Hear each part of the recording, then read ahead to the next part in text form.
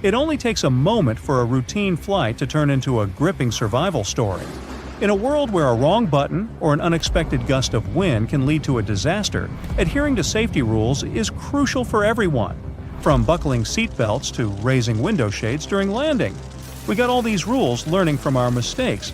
Stay tuned to find out more. A flight had a crazy midair moment in 1993 when the pilot accidentally deployed the wing slats, the part on the leading edge of the wing.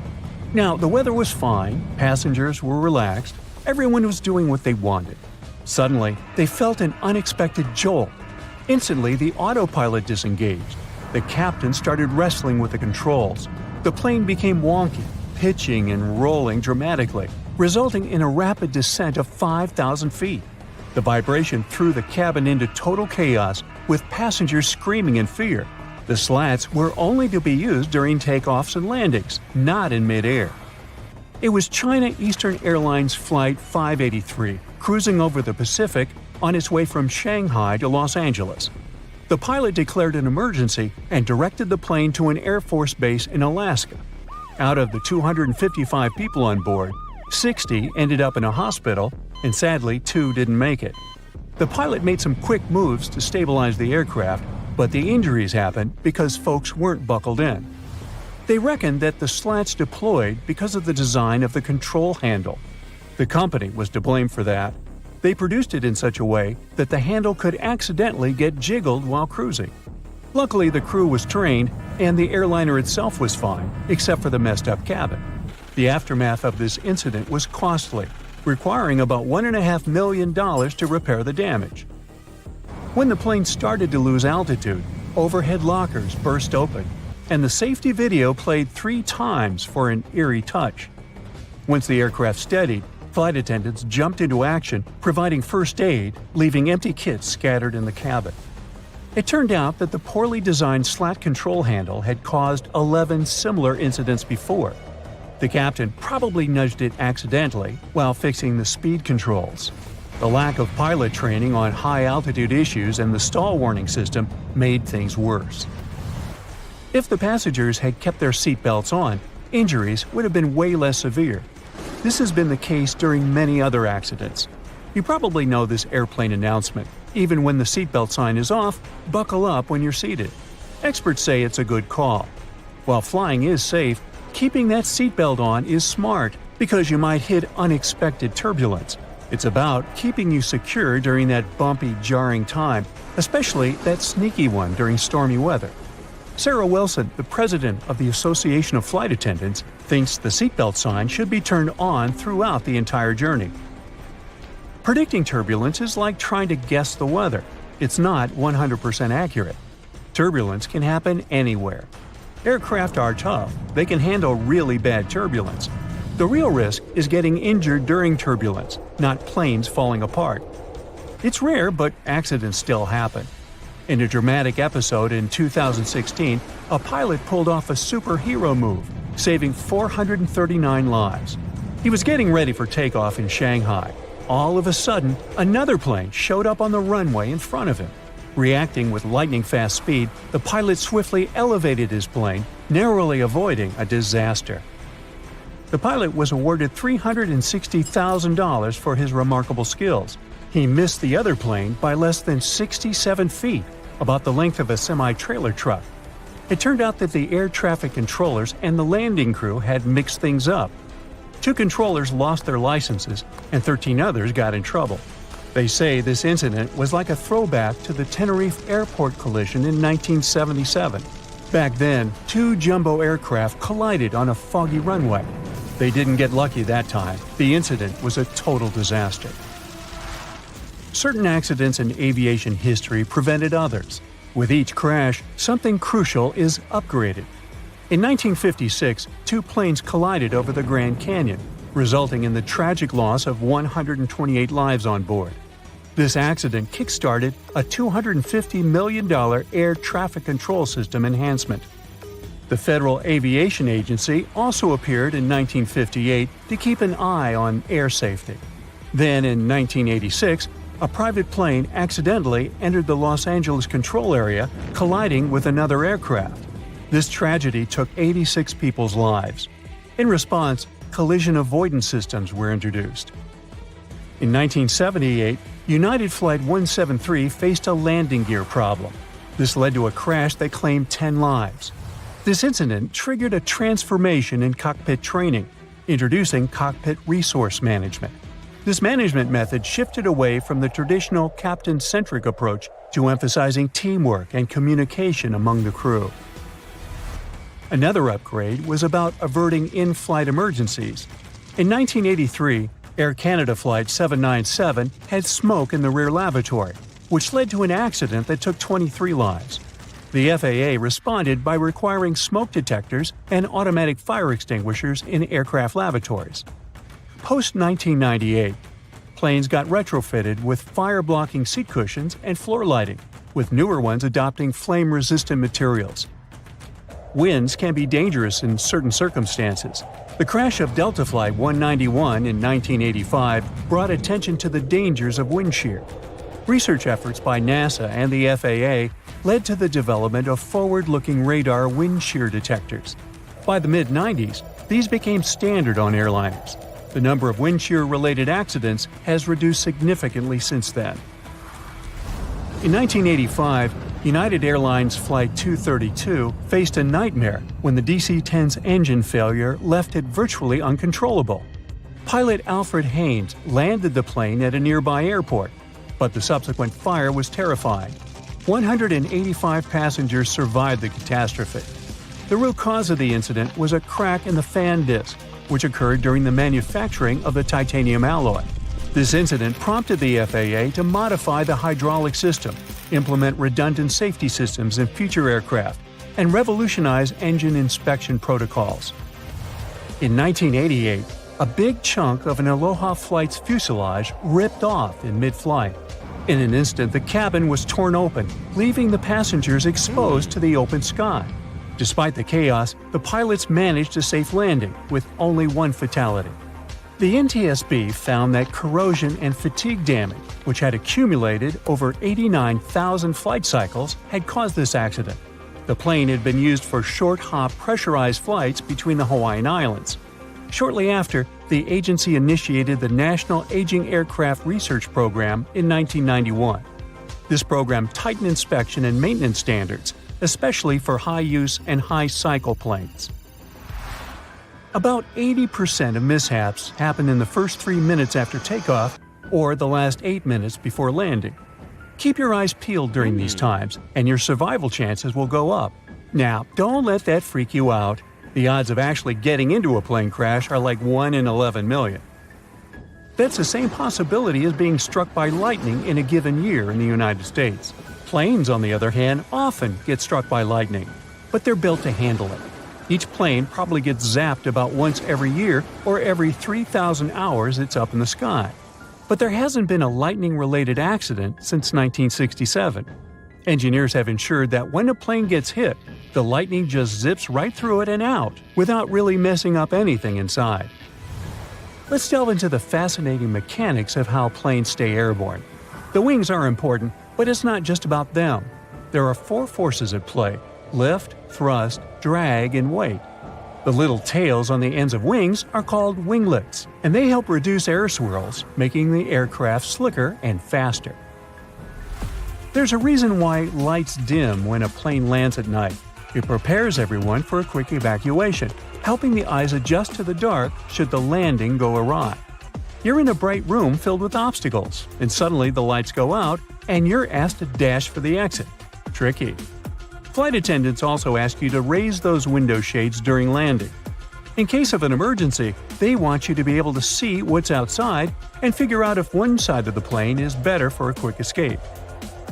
If you're wondering where the safest spot in an airliner is, it's in the back. According to research conducted by Popular Mechanics, spanning from 1971 to 2005, sitting in the back gives you a 40% better shot at making it through an accident. Almost as importantly, you're closer to the restrooms. The airplane involved was a Beechcraft Bonanza single-engine aircraft. On board, pilot Bruce Gurnon had 2 passengers, his father and business partner. They took off from Andros Island in the Bahamas and headed northwest for the Florida coast. It was December 4, 1970. If you draw up a map, trace a line connecting the island of Bermuda, Puerto Rico, Miami, and back to Bermuda, what do you get? Yes, it's a triangle, a sinister polygon known for mysteriously swallowing over 2,000 ships and 200 aircraft over the centuries. Bruce Gernon's plane was within its hungry grasp. But this was a typical flight Bruce had made dozens of times before. The trip usually took about an hour and a half, with no hiccups or mysterious phenomena whatsoever. The men were no more concerned than you would be during your daily commute to work. Oh, but this time would be different. They would face very unusual circumstances indeed. Bruce took off and started gaining altitude. Strange things started happening right from the get-go. At an altitude of about 1,000 feet, he noticed a small cloud up ahead. But it kept growing. Not from the plane getting closer, this thing was actually getting bigger in size. Bruce had to fly through it, and he came out the other end just fine. Another mysterious cloud appeared at 11,500 feet. This one was massive, and Bruce had no other choice but to fly through it too. So he concentrated, took a deep breath, and in they went. At that moment, it got dark as night all around the aircraft. Not a single sliver of sunshine got through. But this wasn't a storm cloud, and it wasn't raining. Bruce was starting to get worried, and then, bam! He saw flashes of white light. They would appear and vanish quickly like lightning. But this pilot knew this certainly was no lightning. The flashes were so bright, they lit up the whole space around them. Bruce kept flying for another 30 minutes when he realized this was the same cloud he had gone through earlier when he started to climb. But now the cloud was cylindrical, and the plane was flying through its center. It was about 1 mile wide and seemed endless. Bruce thought he could never get out of that trap. But a minute later, he saw light at the end of the tunnel. He kept that yoke straight ahead. He was almost out of this nightmare. But all of a sudden, unexplainable things started happening again. The walls of the cloud tunnel began to narrow. They were closing in on the plane. The navigational instruments started wigging out. The compass was spinning by itself counterclockwise. The electronic instruments were all malfunctioning. It was like the plane was being operated by something else, or it was moving inside some kind of current. All of Bruce's attempts to take control were to no avail. He kept flying through that tunnel, bound and determined to get out of this thing and live to tell the tale. The walls kept narrowing, smaller and smaller, wrapping like a vortex. Bruce was running out of time. He had to get out of this place fast. The next 20 seconds were the most intense of his life. But then, he burst out of this foggy trap. As Bruce described later, he felt weightless for 5 seconds as his plane left the tunnel. The clouds dispersed, and now the aircraft was in a grayish haze. The men let out a big sigh of relief. He immediately grabbed the radio and contacted ground control. Bruce wanted them to determine his location. But when the dispatcher looked at the green screen, his face became contorted with confusion. Bruce's plane wasn't on the radar. It was as if the thing was invisible. But then the dispatcher said the aircraft was already in Miami airspace. Bruce was utterly shocked by this information. It just couldn't be true. The distance the Beechcraft was supposed to cover was about 250 miles. Remember, the whole trip usually took around 90 minutes. But this time, it took just 47 minutes to get to the destination. This model of aircraft can only cruise at about 180 miles per hour. Do the math, and anyone would understand that this was physically impossible. The dispatcher must have made a mistake. But when the clouds parted, Bruce saw that he really was over Miami. The plane landed safely, and it was time to try and solve this mystery. So what happened on that flight? Bruce checked the remaining fuel and his watch. After a short calculation, he was only more confused. The plane hadn't gone through the amount of fuel it should have. Bruce couldn't have been wrong. He was a very experienced pilot. By his early 20s, he already had 600 hours of flight under his belt, and he was all too familiar with this airspace he'd flown countless times. All the evidence in hand seemed to indicate that Bruce's plane just skipped over almost half the entire distance. The man thought about this bizarre occurrence for a long time. He even consulted with professors and experts, but none of them could give an exact answer to what happened that day. So he came up with his own theory and even wrote a book about it. Bruce thought it all came down to this electric fog with white flashes. Others, however, theorized that dark energy was responsible for this time leap. Yes, that same dark energy responsible for the expansion of the universe. This energy could have curved time-space like a black hole, forming this strange tunnel. Bruce accidentally hit it, but he was lucky to get out of there. That's how he got into Miami airspace so fast. But dark energy is just a theory attempting to explain the unexplainable.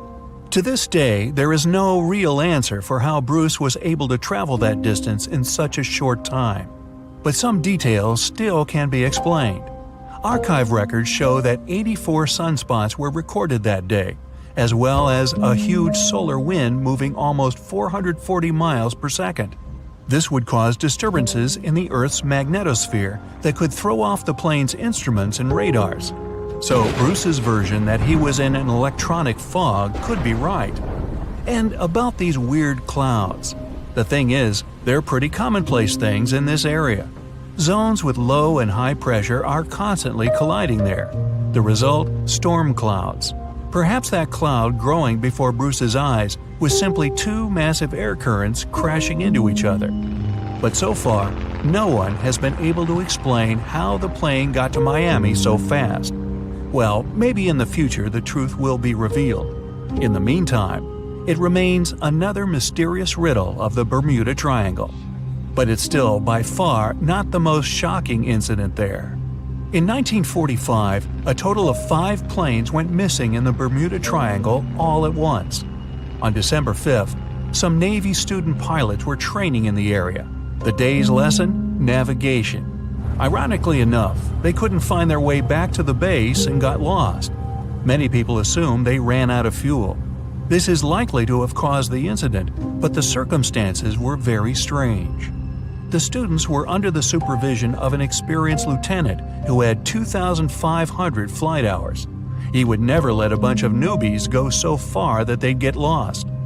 The incident was called Flight 19. Even now, there's a debate about how it could have happened.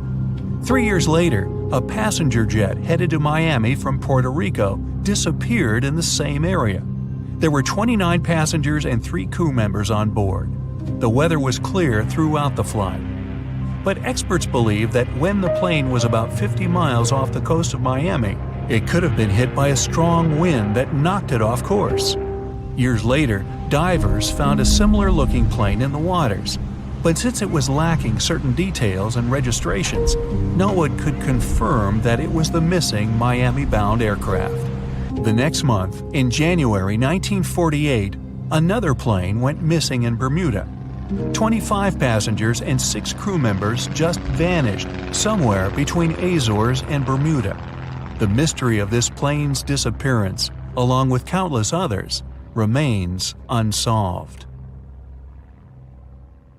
It was Friday, February 19, 1937. A Stinson airplane was traveling from Brisbane's Archfield Aerodrome to Sydney. There were 7 people on board, 5 passengers and 2 pilots. Along the way, the plane was meant to pick up some passengers in Lismore, but it never arrived. The official search centered around Newcastle and the Hawkesbury River, hundreds of miles south, where some people said they saw or heard the plane. The authorities took a statement from the postmaster in Hawkesbury. He said he'd heard the plane pass overhead just after 5 in the evening on the day it disappeared. Since he knew a lot about the aircraft, the authorities were convinced by his statement. But others believed something else. People who lived in the McPherson Ranges, on the border between Queensland and New South Wales, heard the aircraft going overhead at the same time it always did. People in the area knew about the flight from Brisbane. Some of them saw the blue and red Stinson plane vanishing into the clouds. After days of searching, nothing was found. At this point, a bushman called Bernard O'Reilly decided to take matter into his own hands. He lived in that high area of the country and remembered that there had been a powerful storm on the night of the disappearance. A big cyclone going over the mountains had made it impossible for the locals to do any work. On Saturday, February 27th, O'Reilly decided to go and find the missing aircraft and find out what had happened. The day before, he had gathered all the evidence on where the plane could be. O'Reilly got his ruler out and drew a line across a map to the last known place where the plane had been heard. He saw that the line crossed 4 high points. He was sure that the aircraft had never got beyond the nearby mountain range. He packed some food, climbed onto his horse, and set out. He rode to Mount Bithingable, then set his horse home. He continued on foot through the dense rainforest. He could barely see. The vines in the forest were as thick as wire netting. There wasn't much light that day, and he struggled to get his bearings. O'Reilly searched for clues to understand where he was. He looked for patterns in tree growth and differences in the level of bloom among the plant species.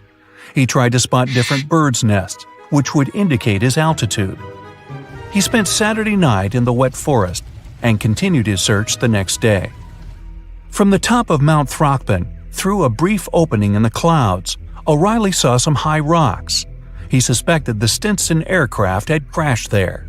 Far to the southwest, in the endless green forest, he spotted a light brown treetop. This was an unnatural color for the late summer and seemed out of place. Fires happen rarely in the rainforest, but lightning strikes were possible. Could it just be a coincidence? Judging by his map, the tree was 8 miles away. O'Reilly pushed through the forest to reach it. When he was 3 miles away from the spot, he heard 2 voices calling out cooeys. This is a shout-out used by the Australian bush to attract attention, find missing people, or indicate someone's location. He thought it could be other search teams, and answering would have confused them. So he kept silent and continued walking toward the location of the voices. He crossed a gorge and climbed up high. He called out to see if anyone was there, but still got no reply. He walked back 600 feet along the plateau and shouted again. That was when he heard a response and headed toward it. O'Reilly finally arrived and saw a big tree which had been cut down. The entire trunk of another tree was burned, and there was a mass of metal on the ground. Finally, he saw 2 men. The other 4 hadn't made it. The 2 he found were the passengers Joseph Binstead and James Proud. But as soon as he saw them, he couldn't talk. Judging by their condition, O'Reilly knew he had possibly arrived too late to save the 2 men. It was 4 p.m. on Sunday. By that time, the 2 men had been alone in the forest for 9 days. Proud couldn't move because he had injured his leg, and Binstead had been carrying water for both of them. They had only found berries to eat and had lost all hope until O'Reilly appeared. There wasn't much daylight left, and O'Reilly decided to head back using a different, shorter route to get help. He came across someone on the way. O'Reilly told them what had happened and asked to borrow their horse. He later used a utility truck to reach someone's farm and call for help.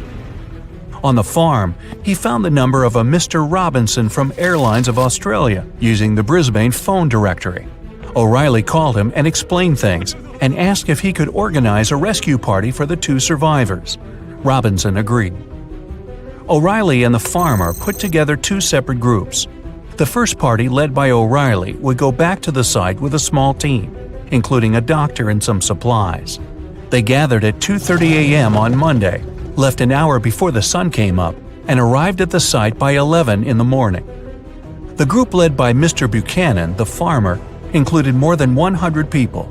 They started work at dawn, clearing the path that led to the plateau where the 2 survivors were. The plan was to carry them down the track to safety.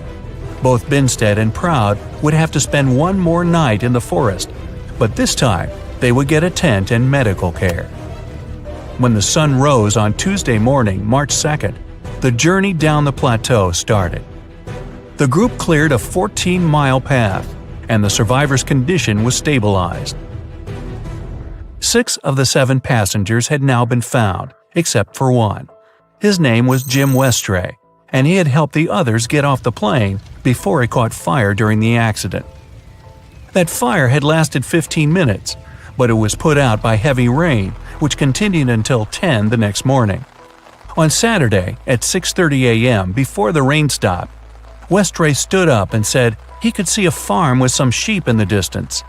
The other 2 guys tried to discourage him from going and told him there was nothing out there. Westray said he would go there to get help, and within 30 seconds he was gone. When O'Reilly arrived, he was asked by the 2 survivors if he had seen Westray, but O'Reilly was sure he hadn't made it. He followed Westray's path to a 40-foot-high waterfall and confirmed his theory that he hadn't survived. The operation was successful, and the 2 survivors made it. The story made national headlines, and there were broadcasts about it on TV. O'Reilly was presented with a plaque and a check raised from the public. Years later, O'Reilly's nephew, Peter, organized tours showing his uncle's journey to the site. Do you know the feeling when you've been trying to solve one mystery for your entire life? Nope? Well, Detective Anderson does. During almost 30 years of working for the police, he solved many riddles, caught hundreds of robbers, and helped save thousands of lives. There's a huge number of successfully solved cases on his record.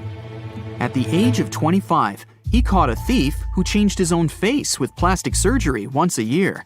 When Anderson was 30, prisoners started breaking from jails all over the world. The detective successfully solved this case.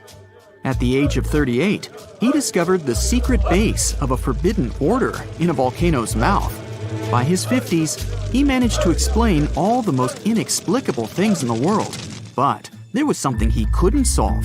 These were 2 mysteries from the 50s, cases of missing planes. All these years, Anderson has been scrolling through the details of this puzzle. Unfortunately, he was too young when this story began. All he had were guesses and notes. But today, a sudden thought struck him. For the first time in many years, he felt that he could finally solve this mystery. But to do this, he had to immerse himself in this story again. So he opened the closet and pulled out 2 old magazines with detailed articles about these incidents. The first one happened in the summer of 1955. July 1st, PanAm Flight 914 was about to depart from New York Airport with 61 people on board. The plane model was a Douglas DC-4. It differed from modern aircraft, having giant propellers instead of turbines. So, all passengers fastened their seatbelts. The plane started taxiing down the runway, sped up, and took off. It went high into the sky and out of sight. Its destination was Florida. The flight time would be 3 hours. Dispatching services were watching the plane on their radar when suddenly, PanAm 914 disappeared. The operator tried to contact the pilot but received no response. New York reported this to Florida. They said they couldn't see the plane either.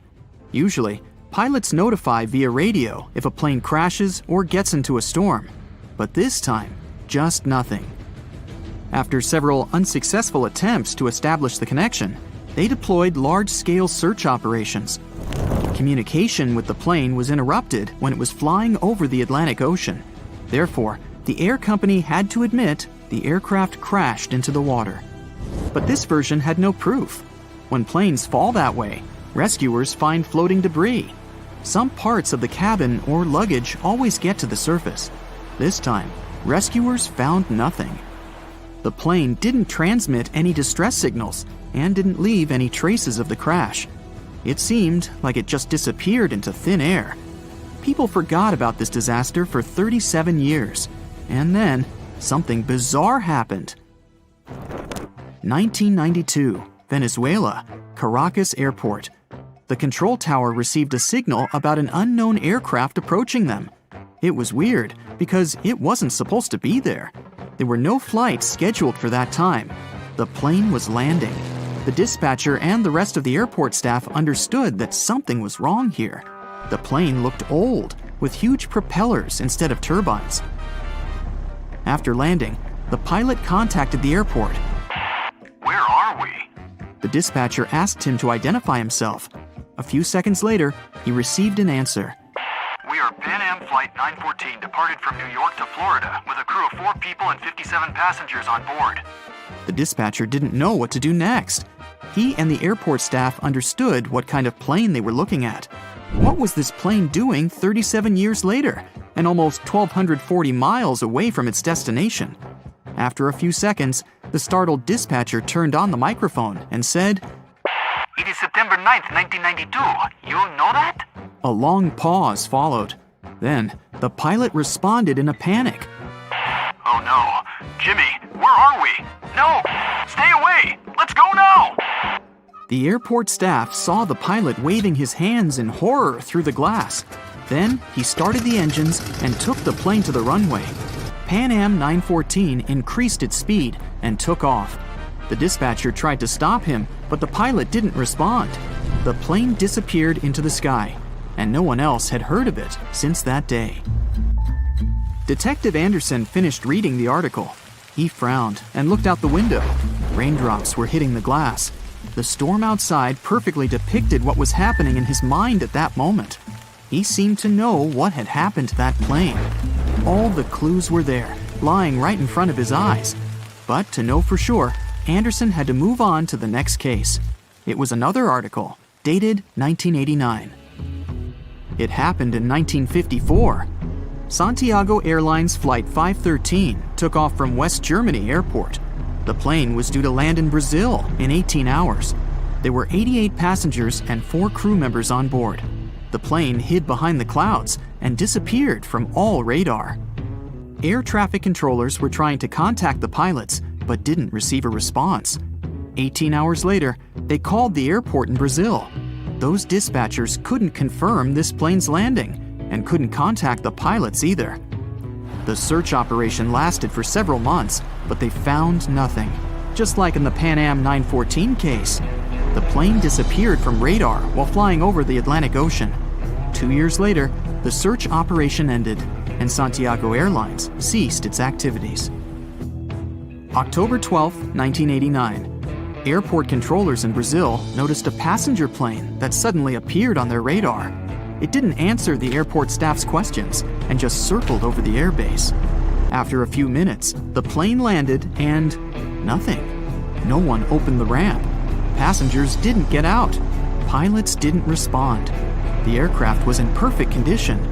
One of the dispatchers realized that this was the missing Santiago Airlines Flight 513 that had been considered lost for 35 years.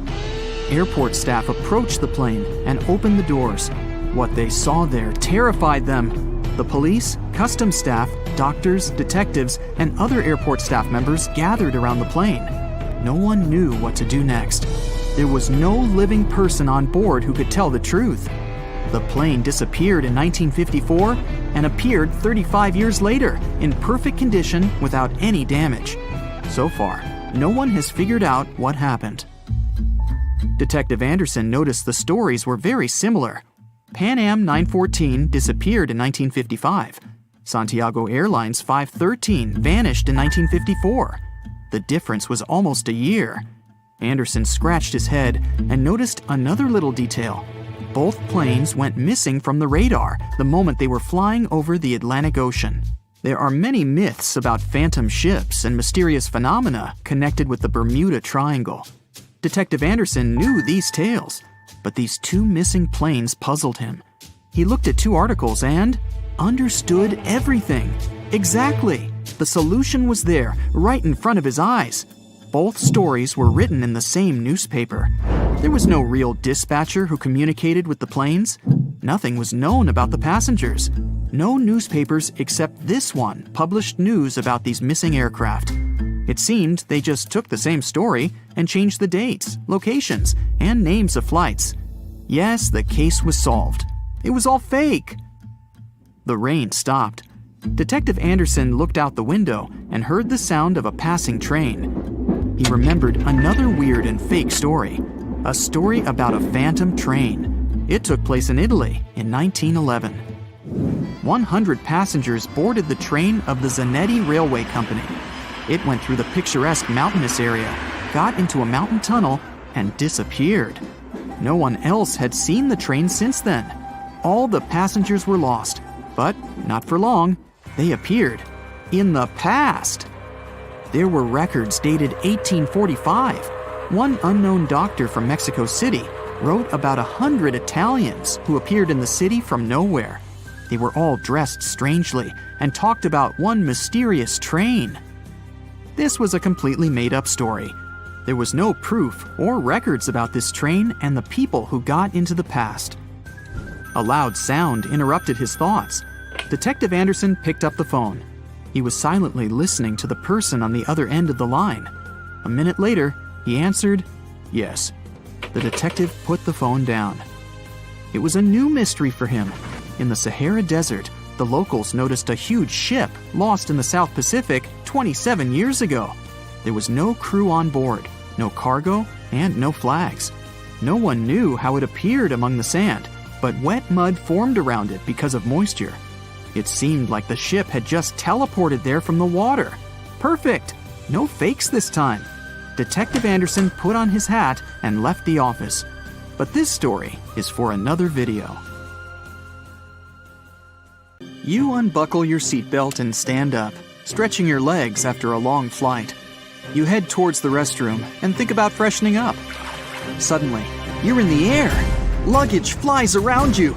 It feels like the world is ending. You're 30,000 feet above the ground, and you're heading for a crash landing. Before you have any more time to think, everything goes black. In early 2001, a massive Boeing 747 carrying over 400 people took off from Tokyo Haneda International Airport. The flight progressed like normal until it reached 39,000 feet and coasting speed. Food was being served, and passengers were up and about like they would be on any other journey. Slightly earlier in the day, a Japanese airline flight between Busan, South Korea, and Tokyo, Japan, had begun in a similar fashion. This one was smaller, with about 250 people on board. It had also started coasting at around 37,000 feet. Both of these planes were on a similar flight path, only 2,000 feet apart, and due to meet over the Japanese island of Honshu. They were both close to this intersection when the pilot of the Boeing 747 noticed his anti-collision indicator going off. This was when he first knew something was wrong. One of the critical aspects of modern air travel is the coordination of air traffic control. Every flight is monitored, and pilots are advised if anything goes wrong.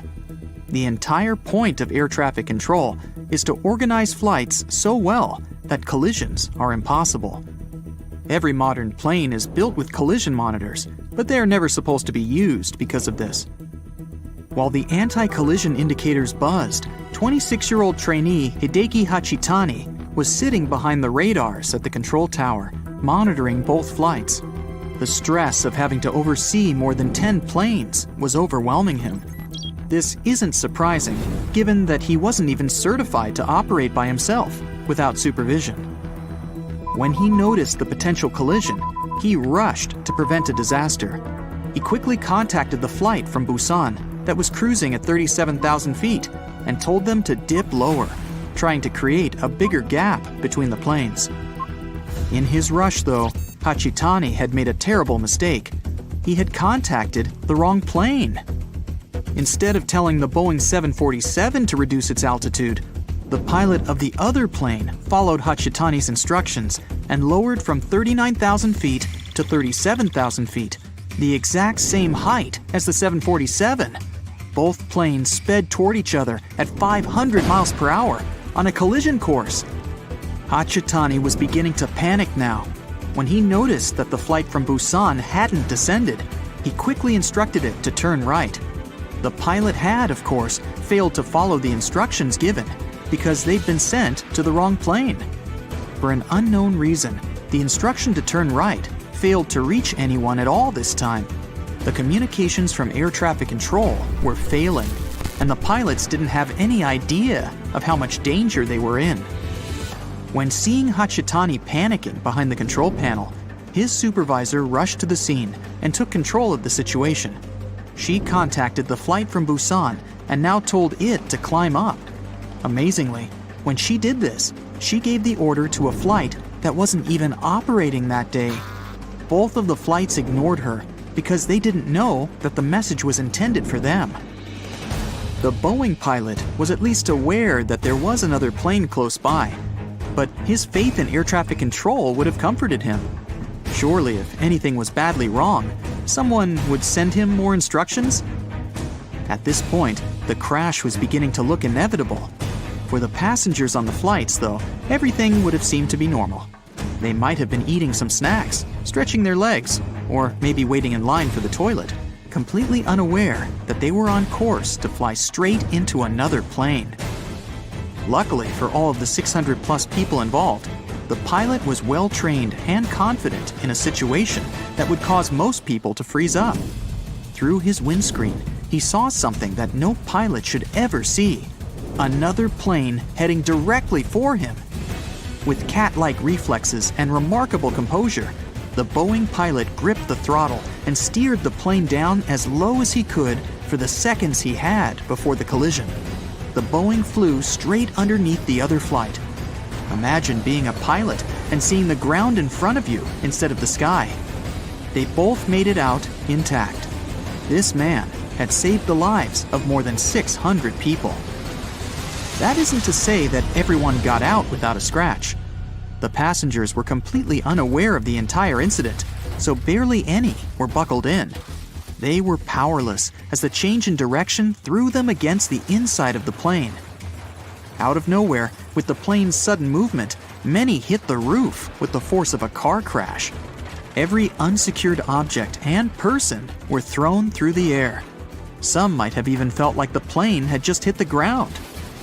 Miraculously, only 7 passengers and 2 crew members were seriously injured, and the rest only received minor injuries. The pilot circled back to Tokyo to allow all of the injuries to be treated. Thanks to the quick response of medical teams and unbelievable decision-making and skill shown by the pilot, everyone on the flight survived. Every time you travel on a plane, you're signing up to shoot through the sky at speeds of up to 500 miles per hour in a fragile metal shell. You're surrounded by enormous, dangerous motors, 6 or 7 miles above the ground. Surely there's no way you'd survive if the plane itself started to fail. The Hudson Bay landing shows that skilled pilots can overcome seemingly insurmountable odds. On January 15, 2009, Flight 1549 was set to fly from New York to North Carolina. The pilot, Chesley Sullenberger, was a former jet pilot who converted to commercial flights in the 1980s. The sky was clear and the conditions were favorable. It was a typical flight for all of the 155 passengers on board, until the worst happened just a minute and a half in. As the plane climbed to 3,000 feet, they hit a flock of Canada geese. They hit the entire plane, but most importantly, some geese got caught in both engines. When Sullenberger realized that his engines were failing, he contacted air traffic control. They ordered him to land back at the airport, but he realized that it was impossible.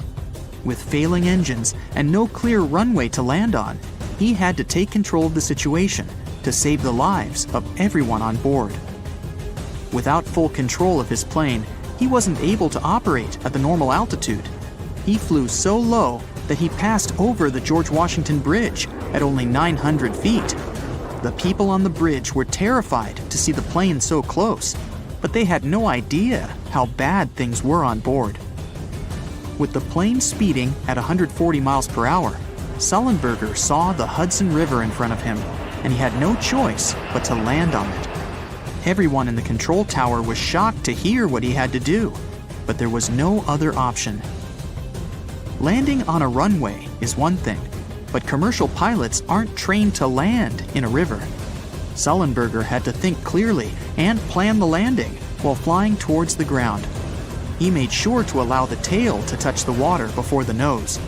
Landing nose first would compromise the engines further and cause even more damage. Amazingly, the plane touched down on the water without falling apart. their momentum gradually decreased until they were at a slow, steady pace across the surface. From a distance, people might have thought it was just a slow-moving boat. A ferry arrived impressively quickly to fetch the stranded passengers, who waited on the wings and the inflatable slides. Everyone received minor injuries from the collision with the river, but they all survived. Captain Sullenberger went down in history as one of the most remarkable pilots ever, having saved so many people from a seemingly hopeless situation. There was even a movie made about his heroics.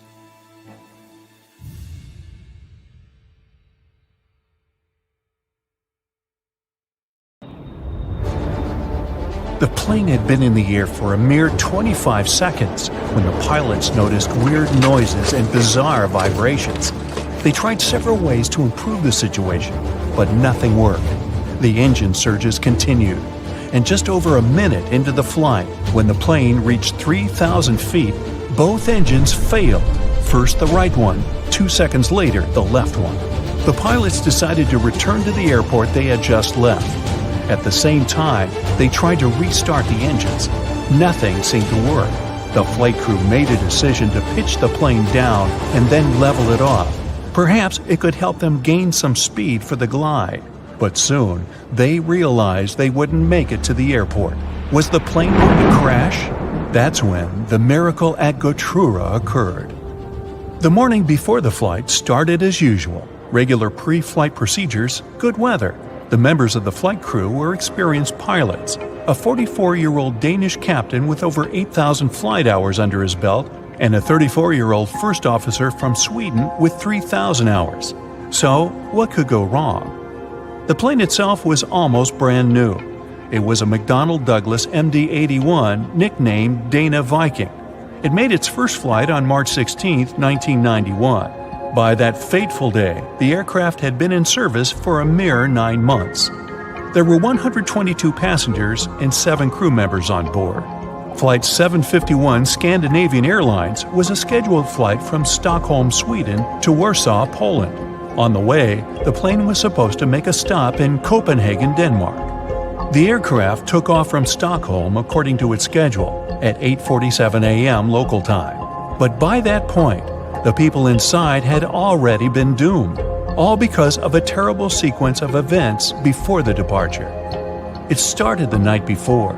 The plane arrived at Stockholm Airport after a flight from Zurich. It was 10:09 p.m.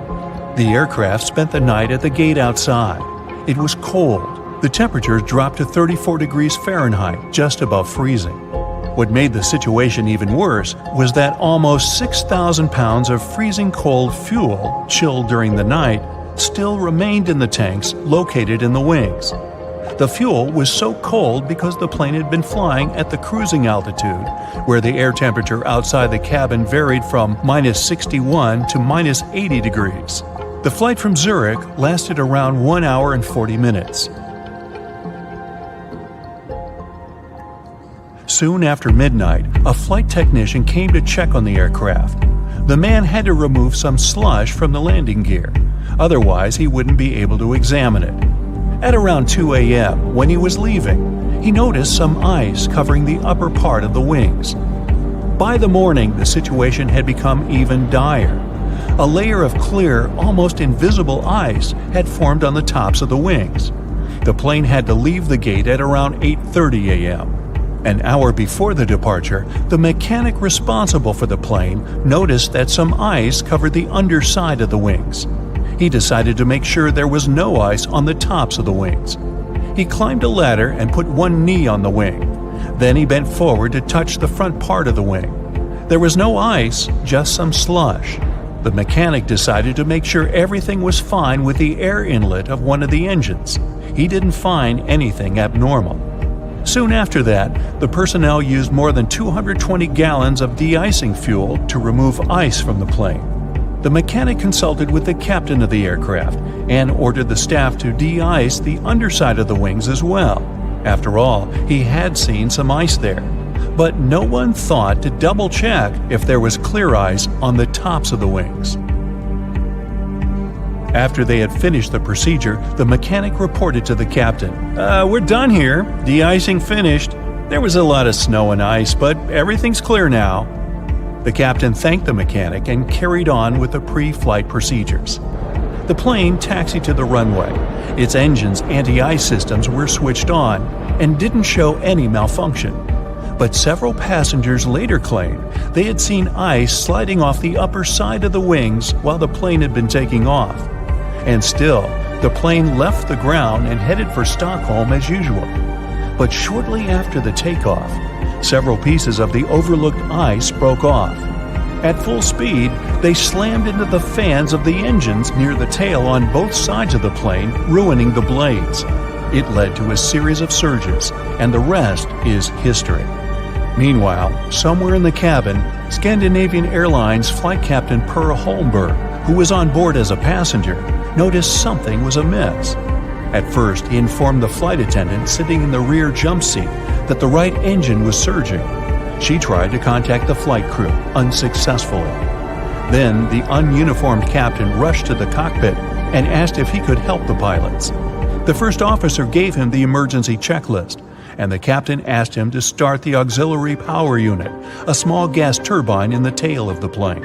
Holmberg's advice and help were invaluable, but was it enough to save the plane and the people inside?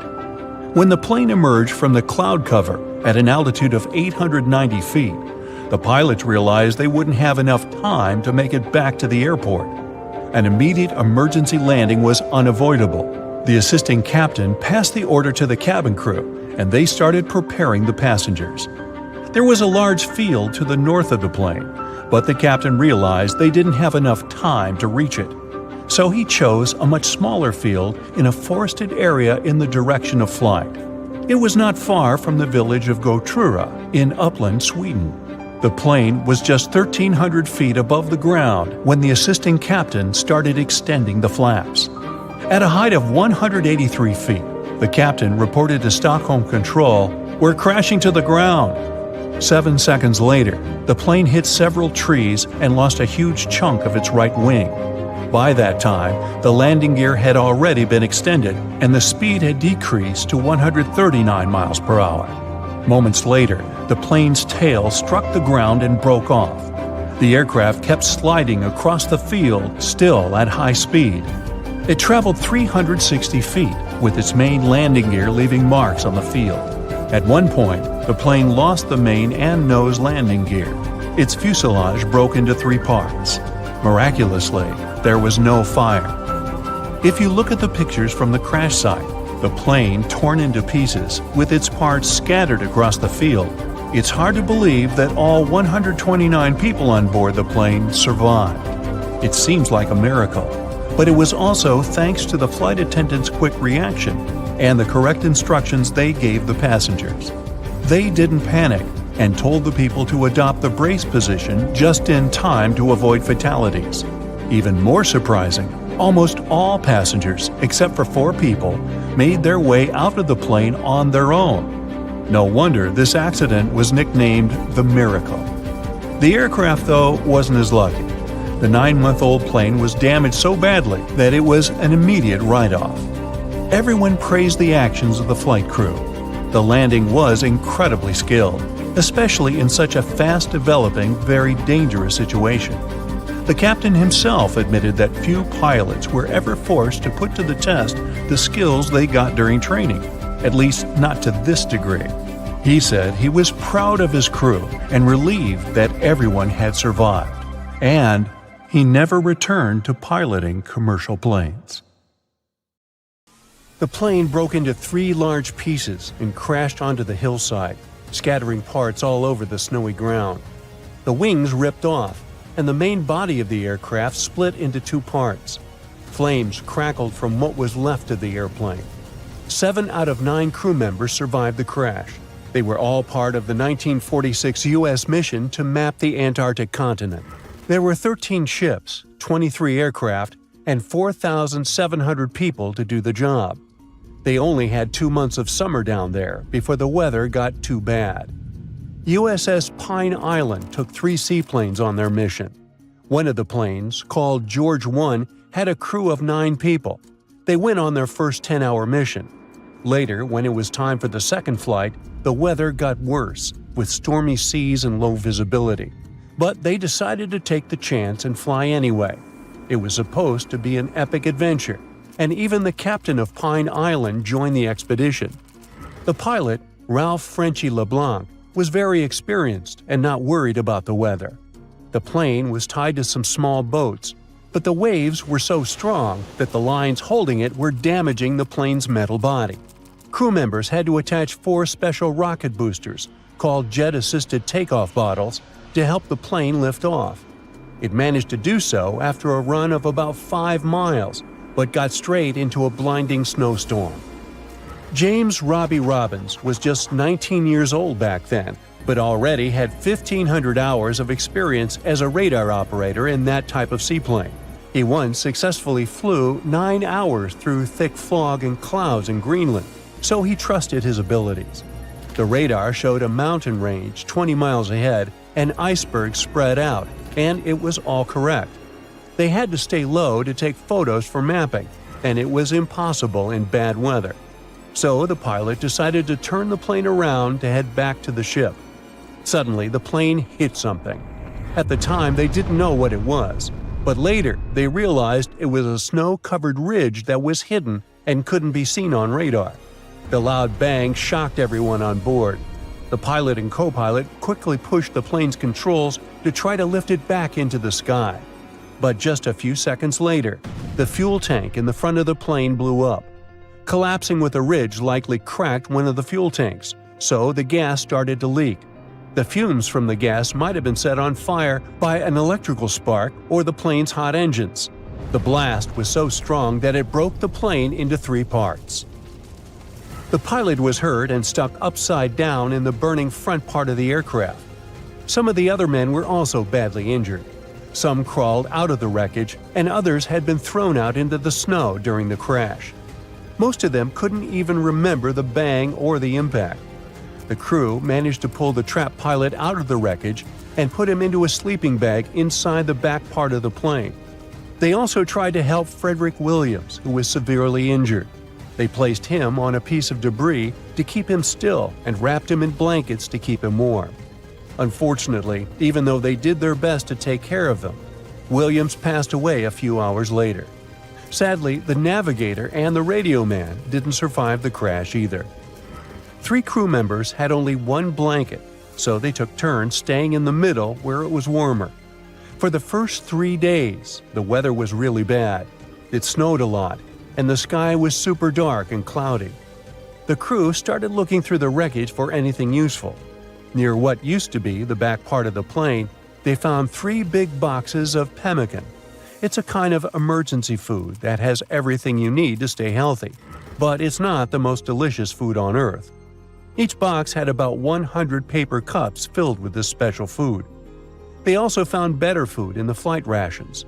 There were steaks, potatoes, canned veggies, bread, butter, salt, pepper, sugar, canned milk, a few cookies, and even 2 big cans of peanut butter. They had enough food to last for a while, and they figured the pemmican would help them get through the long, dark winter if necessary. All of the fresh food was hidden in the snow, where the kitchen used to be, so they had to dig it out. They got most of the sugar by licking it off the snow and separating it by taste. The crew also found a small 2-burner stove in the emergency supplies, but they didn't have any fuel. Luckily, the plane had some fuel left in the tanks, so they tapped one of the lines and had enough to last a long time. They kept the burners constantly on to melt snow to fill 2 or 3 water holders that held about 4 or 5 gallons each. It seemed like it took 15 or 20 pots of snow to fill just 1 cup of water. After 3 days, the weather got better, the sky was clear, and the sun was shining brightly. From where they were, they could see the ocean down the hill. While exploring the wreckage, they found more sleeping bags, a camera with film, and other supplies like a sled and a life raft made for 9 people. Days went by, and the sun never went down. Huge, hungry seagulls hanging out right next to the wreck were getting on everyone's nerves. To distract themselves a bit, The crew played an old Navy game called Salvo. It's like a battleships game for 2 players, where your task is to find and defeat all the ships of your rival. They also took some photos of everyone and the wreck from different angles with a Brownie box camera they had on the plane. The radar man painted big yellow letters on the airplane's wings with the names of the deceased crew members to make sure rescuers knew what had happened. On the 13th day, a rescue plane finally showed up. Everyone shouted, waved, and did everything to get the pilot's attention, but the plane didn't stop and kept flying. 2 hours later, it came back, and Robbins, in a hurry, threw fuel onto a pile of flammable stuff to set it on fire. The bang was so big, it burned his eyebrows, but it worked. The plane turned and flew toward them, wiggling its wings as a sign it saw them. The pilot dropped a note attached to a weight. It said, "If you can walk to the lake, make a circle.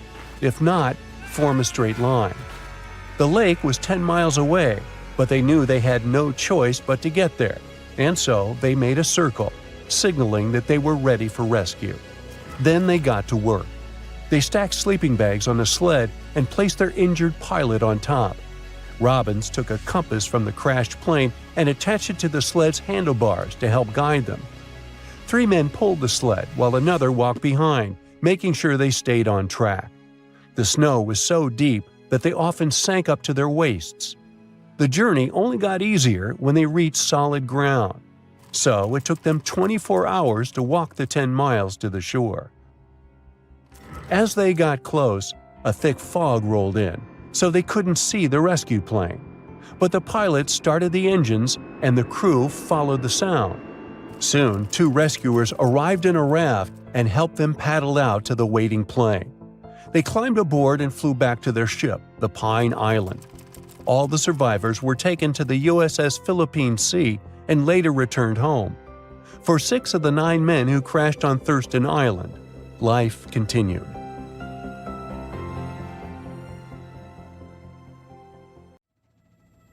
Hey, look at this stunning futuristic interior. It's a long studio room with a low ceiling, white walls, and windows overlooking the forest. And there's also a large panoramic window in the corner. You can easily invite hundreds of guests here, and they will all be impressed. So what, would you like to buy or rent this spot? Oh, there's another minor nuance. This house is an airplane. Unfortunately, you can only fly somewhere on it if you invest a couple of $1 million for repairs, but it's possible to live here. A resident of Oregon, Bruce Campbell, created this place. He turned a giant Boeing 727 into his home, where he spends about 6 months every year. Bruce installed 2 bathrooms and a shower, made a kitchen, and equipped this place with electricity. It has everything you need for a comfortable stay. But the most incredible thing is that you can create precisely the same house. To understand how to do this, let's look at Bruce's story. As a teenager, he was watching TV when he saw a report of an aircraft boneyard. These iron birds amazed him and inspired him to create a new home. Growing up, Bruce began to study electrical engineering and always remembered his teenage dream. In the 70s, he bought 10 acres of land in the woods near the town of Hillsboro, Oregon. This area is approximately equal to 8 football fields. After that, he began to look for a plane. In 1999, he hired a rescue company to help him find a Boeing. Soon, they found a 200-seat passenger aircraft in Greece. Since the plane was already out of order and no one would fly it, Bruce bought it for little money. It was just $100,000. The amount is small, considering that a new Boeing costs about $100 million. Airport staff removed the engine and fuel from the plane, disassembled it, and sent it to Oregon. After the logistics problems were solved and the plane ended up in the woods, it's called Minister's Treehouse and is located in Crossville, Tennessee. It's considered to be the biggest treehouse in the world. It's built from recycled wood. It occupies almost 5 floors in height and has several rooms. If elves lived in the forest, then this house would be their bank or the administration of the woods. Let's get down from the trees to the ground, more precisely, under the ground. It's not even a house, but a small town. And every building here is pretty unusual.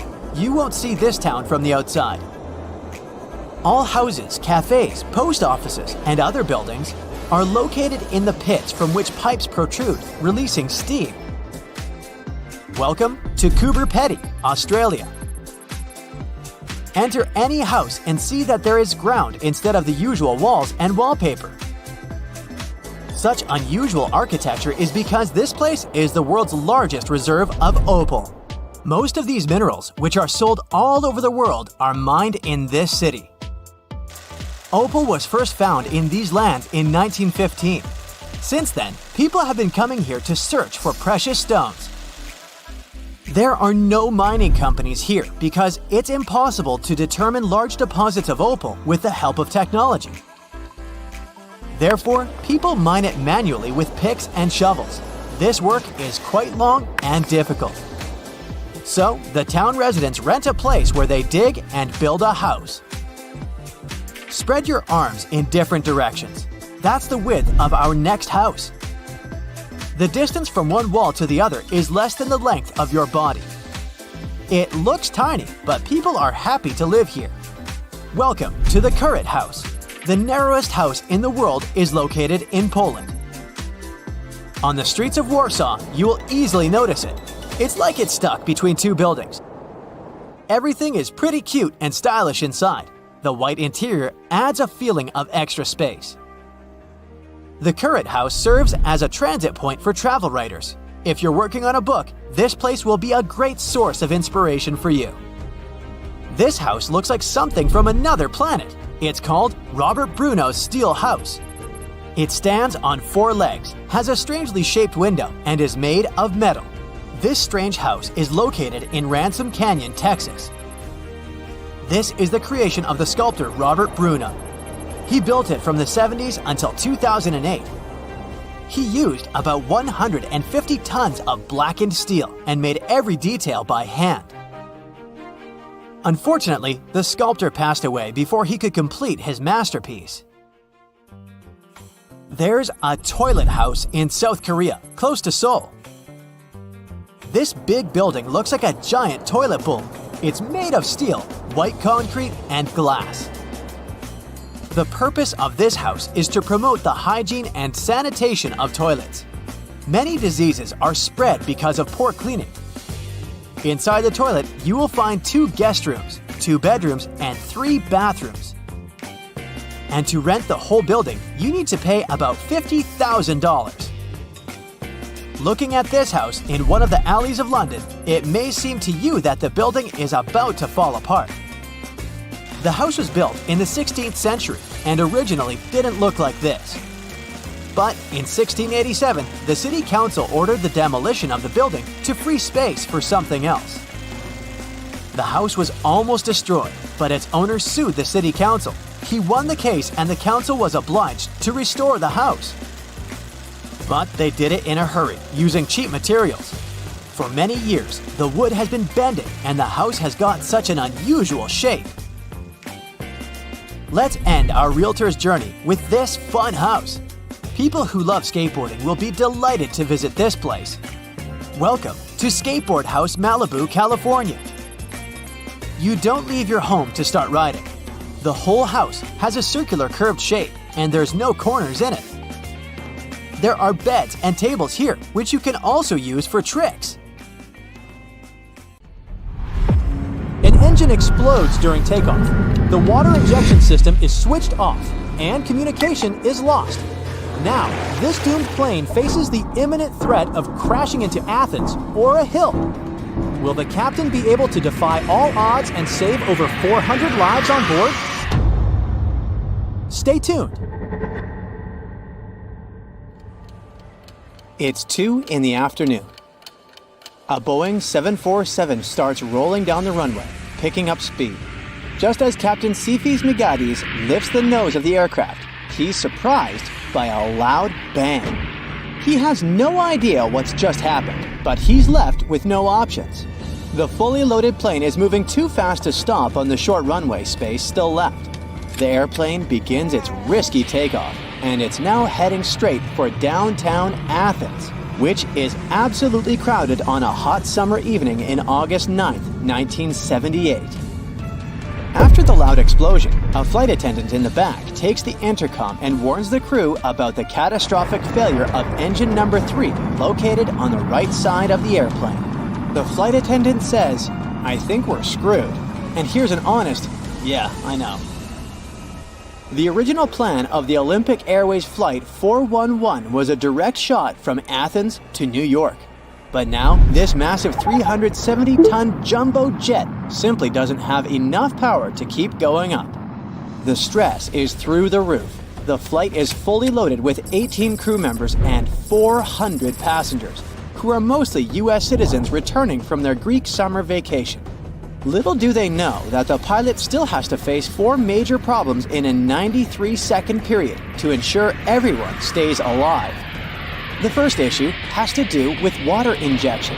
You see, this Boeing has 4 engines. Engine number 3 has just exploded, and engine number 2 is operating with reduced power after maintenance. So the pilot needs the remaining engines to give their all to get this plane climbing. The thing is, pushing the engines to the max creates a ton of heat. So, Captain Migades asks the onboard flight engineer to double-check if the cooling system is on, preventing the engines from getting too hot and maintaining a safe temperature. It's a bit tricky to explain what went wrong at this point, but experts think that in the heat of the moment, the flight engineer might have gotten a little mixed up.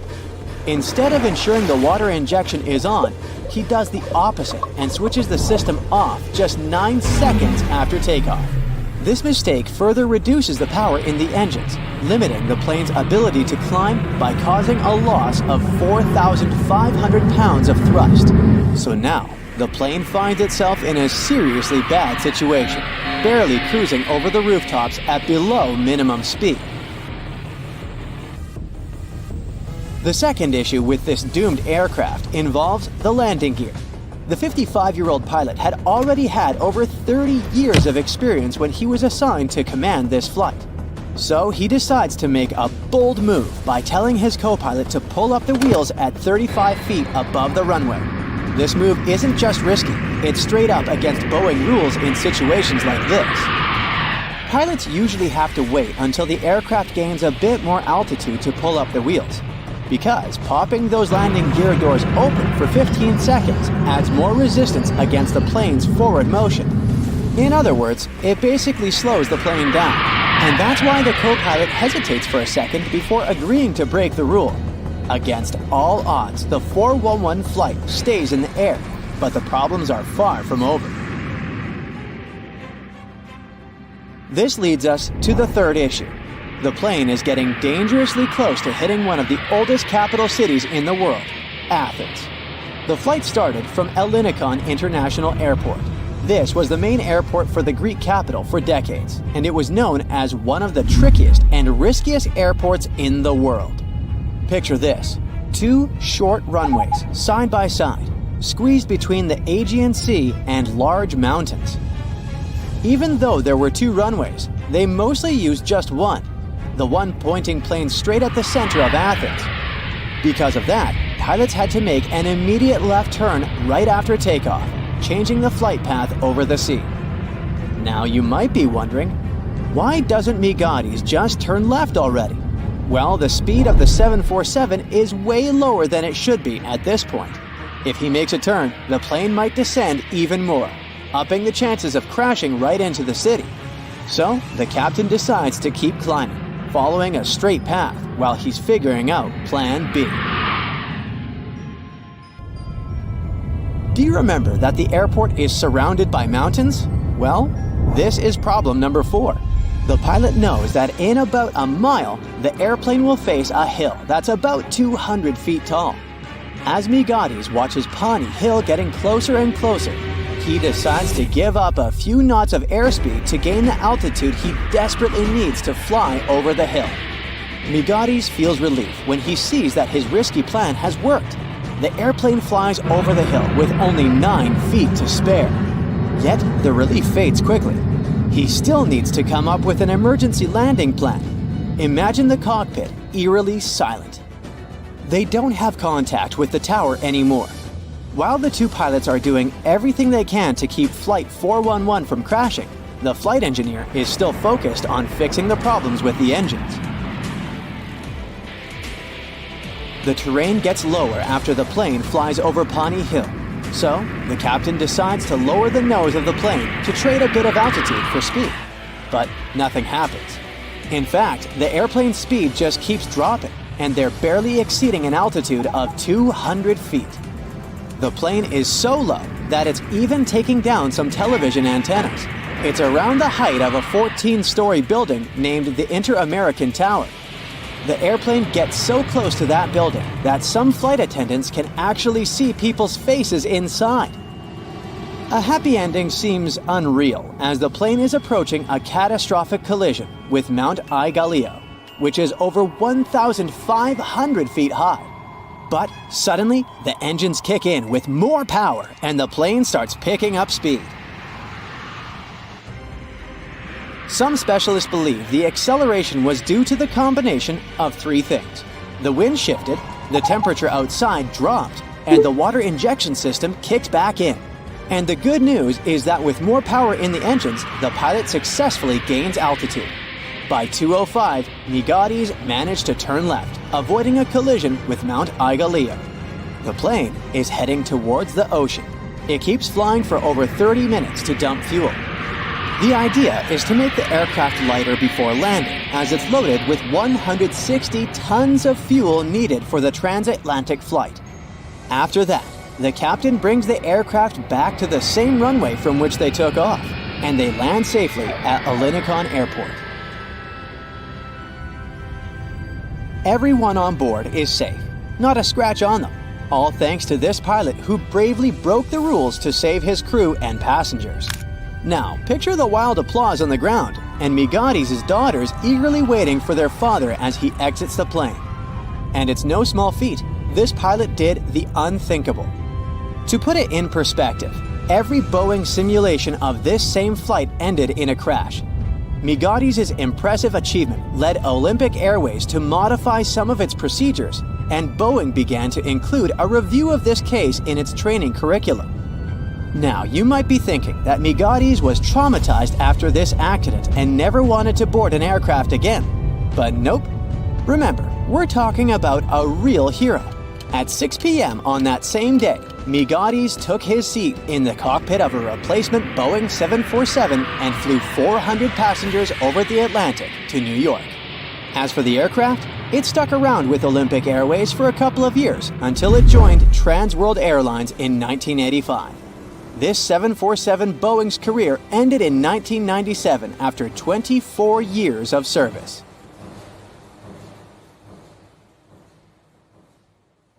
A plane with no identification marks is approaching the coast of Indonesia. It's not the most peaceful of times, and the flight operator is alarmed. Two fighter jets take to the sky, about to take down the unidentified plane. It's all about to end in a disaster, when the fighters notice one strange detail. December 1st, 1941. Captain of a Boeing 314, Robert Ford and his team are preparing for one of the longest flights on one of the biggest planes in the world. The Boeing 314 Clipper California is a high-capacity seaplane. It has no landing gear, so it can only land on water. Its length is 100 feet, and its wingspan is 150 feet. This is more than a 6-story building, and on board this plane, there is a restaurant, resting areas, and even a room with a bed. Despite its size, the Clipper California can stay in the air for more than 18 hours. Captain Ford doesn't suspect what is awaiting him ahead. He gets on the plane. Their flight is bound from San Francisco to Auckland, New Zealand. The first stop is Los Angeles. There's no problem with this. The next stop is Pearl Harbor. The flight is going fine. December 7th, 1941. It's been 3 days since the plane left Pearl Harbor. The last final step of the journey remains: flight to New Zealand. At this moment, Captain Ford receives an order to return the plane to the nearest Allied base. The way back is closed, so the plane continues to fly to Auckland. The Clipper lands safely at the Auckland airport and receives an order that seems impossible. Robert Ford and his team must paint over all the registration and identification marks on the plane and deliver it to LaGuardia, New York. Then, fly across the world. This is an uncharted route with a length of 23,000 miles. In the entire history of aviation at this time, no one has flown such a distance. The team doesn't have maps or modern navigation devices. They don't know the lands they will fly over. They don't know who they may meet on their way and at which airports they will land. They must maintain and repair the plane themselves, extract fuel, and plot the route. At the same time, they have almost no money. Immediately after receiving the order, the team goes to the Auckland Library. They study all the atlases and maps to create a detailed flight plan. First, they need to get to Australia, then fly to Africa along the coast of Asia, and then they should go to the US. The crew paint all over the signs on the plane and prepare for takeoff. Fortunately, before the start, one banker finds about their situation and gives them $500. The plane takes off. The team didn't notice they forgot to paint over the American flag. In a few days, it will save their lives. Before Australia, they fly to New Caledonia to evacuate a group of people from there and deliver them to Australia. The operation is successful. In Australia, the team needs to refuel the plane. They don't find special transport for Clipper services at that airport, so the crew themselves transport 800 cans of gasoline. And here's an important detail. The Boeing 314 doesn't use conventional fuel. It needs to be filled with special high-octane aviation gasoline. Early in the morning, the Clipper takes off and heads to Indonesia. The flight is going fine. They are approaching the airport. Meanwhile, the captain of the base where the Clipper is supposed to land notices an unidentified plane. He doesn't know who's flying it and from where. No one warned him about it. It may be an enemy plane. 2 fighter jets take to the sky. They are approaching the Clipper and don't see any identification marks on its body. The pilots are about to attack, but at that moment, they notice an American flag. If Robert Ford hadn't forgotten to paint it over, then everything would have ended badly for him and his crew. The fighters allow landing. The Clipper lands on the water. A boat floats towards it to meet the plane's crew, but stops. It turns out the plane landed on a place filled with sea mines, so the boat doesn't dare to sail there. The Clipper approaches the port and miraculously avoids contact with mines. Robert Ford and the crew of the plane are well met. They are going too quickly to rest and hit the road. But then, a big problem surfaces. The plane is running out of fuel, and at that naval base, there is only ordinary automobile gas. Nobody knows if the plane engine is going to go with it. It may burn out or stop working altogether, but there's no choice. They fill the tanks with ordinary fuel. Captain decides to take off using the remnants of aviation fuel, and during the flight, they switch to tanks with ordinary gasoline. When this happens, the plane's engine begins to clap and rattle, but after a while, it calms down. The flight continues. For 19 hours, they fly on dangerous fuel. Their next stop is Ceylon. The sky is covered with clouds. The pilot doesn't see the coast in the airport, so he decides to lower the plane below the clouds. They fly at an altitude of 300 feet above the surface of the sea and notice a huge whale ahead. The plane flies closer, and it turns out it's not a whale. It's an enemy ship. The Clipper begins to gain altitude to hide back into the clouds. Finally, they are again surrounded by a white veil. The booms and blasts are heard behind and below the plane. The Clipper's flying with zero visibility for 60 minutes. Finally, the clouds are clearing and they see the port of Ceylon. The team makes a short stopover and proceeds with its journey. As soon as the plane takes off, one of the engines explodes. Fortunately, they didn't have time to fly far from the port, so they successfully landed the plane on the water and repaired the engine. The Clipper continues its mission. Now, Robert Ford's team flies mainly over land. This is very risky, since the aircraft doesn't have landing gear and it can't safely land on solid ground. Finally, they get to the Congo. The team has a great time here, gains strength, rests, and most importantly, gets high-octane aviation gasoline. Things are going great, but there's another ordeal ahead. Now, the aviators will have to make the longest flight in their journey. Their next stop is a port town in Brazil, and the distance to it is 3,500 miles across the ocean. The maximum flight distance of the Boeing is 3,700 miles. Any deviation from the course or a strong headwind can easily prevent the aircraft from reaching the port. Worried, the crew refill the tank and load additional fuel onto the plane. They leave the Congo. taking off along the narrow river. At this moment, the pilot notices the river ends a few miles away with a waterfall. The plane must urgently gain altitude, but it can't. The large amount of additional fuel bears the clipper down. The waterfall is getting closer. In the last seconds, the plane manages to rise to the desired height. But even after the waterfall, Boeing still doesn't get high enough. It hovers right above the rocky coastal cliffs. A slight inclination can lead to a crash. Fortunately, they manage to pass unharmed. The plane rises to the perfect height. During the flight from the Congo to Brazil, the crew broke a new record. It's 23 hours and 35 minutes in the air. The tired crew make a long-awaited landing in the city of Natal.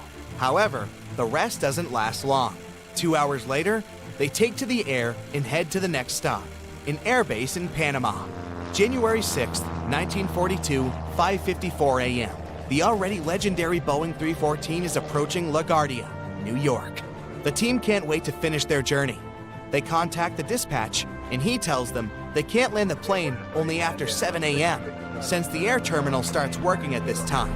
For an hour, Robert Ford and his crew are circling in the air. It was probably the longest hour of their lives. Finally, the mission is complete. The Boeing 314 becomes the first passenger plane to make an almost around-the-world trip. This long flight lasted more than a month. This plane spent 209 hours or 8 days in the air. During this time, it covered more than 30,000 miles and made 18 landings. Pan American Flight 6 was finishing an around-the-world trip with several stops on its way. On October 16, 1956, the Boeing 377 Stratocruiser, dubbed Sovereign of the Skies, left Honolulu and was heading for San Francisco. It was the flight's last leg, but no one could predict this phrase would turn out to be not just a figure of speech. The plane had to start its journey at 7:30 p.m., but some maintenance issues delayed boarding for almost an hour. The passengers were getting a bit impatient. The plane finally took off at 8:26 p.m. and soon reached the altitude of 13,000 feet. For some time, the aircraft was experiencing turbulence, which made it impossible to serve dinner. Several hours later, the lights were dimmed and the passengers stretched across empty seats preparing to have a peaceful sleep. Little did they know that sleep was the last thing they were going to get that night. At about 1 a.m., the cockpit crew got permission to climb to 21,000 feet, but once the aircraft reached the needed height, a terrible thing happened. At 1:20 a.m., one of the plane's engines started to overspeed. George Hacker, the first officer flying the plane, tried to deal with this problem by slowing the plane down. It didn't work out. This made Captain Richard Ogg cut off the oil supply to the engine altogether. After a while, the engine conked out, but its propeller kept windmilling in the airstream. It caused the aircraft to start losing precious fuel and seriously slowed down its speed. The plane was moving far too slowly now, just 174 miles per hour. It was also losing altitude at an alarming pace, at the rate of 1,000 feet per minute. The three remaining engines were struggling, trying to decrease the breakneck speed of the descent. At least, they were still functioning. It made the pilots feel somewhat hopeful. But all of a sudden, the captain noticed that the fourth engine started to fail. It was producing just a bit of power, even though it was working at full throttle. At 2:45 a.m., the unavoidable happened. The fourth engine started to backfire, and the pilots had to shut it down. Now the plane had only 2 working engines and was moving more and more slowly. The crew calculated how much fuel the aircraft was consuming, and a heavy silence filled the cockpit. The pilots had nothing to do but face the awful truth. The plane didn't have enough fuel to reach San Francisco. Neither could it return to Honolulu. Captain Ogg sent a radio message to the U.S. Coast Guard. PanAm 90943, Flight 6, declares an emergency over the Pacific. At that time, a Coast Guard cutter was always on patrol between Hawaii and the California coast. Such ships passed on radio messages to the nearest airplanes and provided them with weather information. They were usually placed near the points of no return, Those were the areas where a plane would have already burned so much fuel that it wouldn't have a chance to turn back if something went wrong.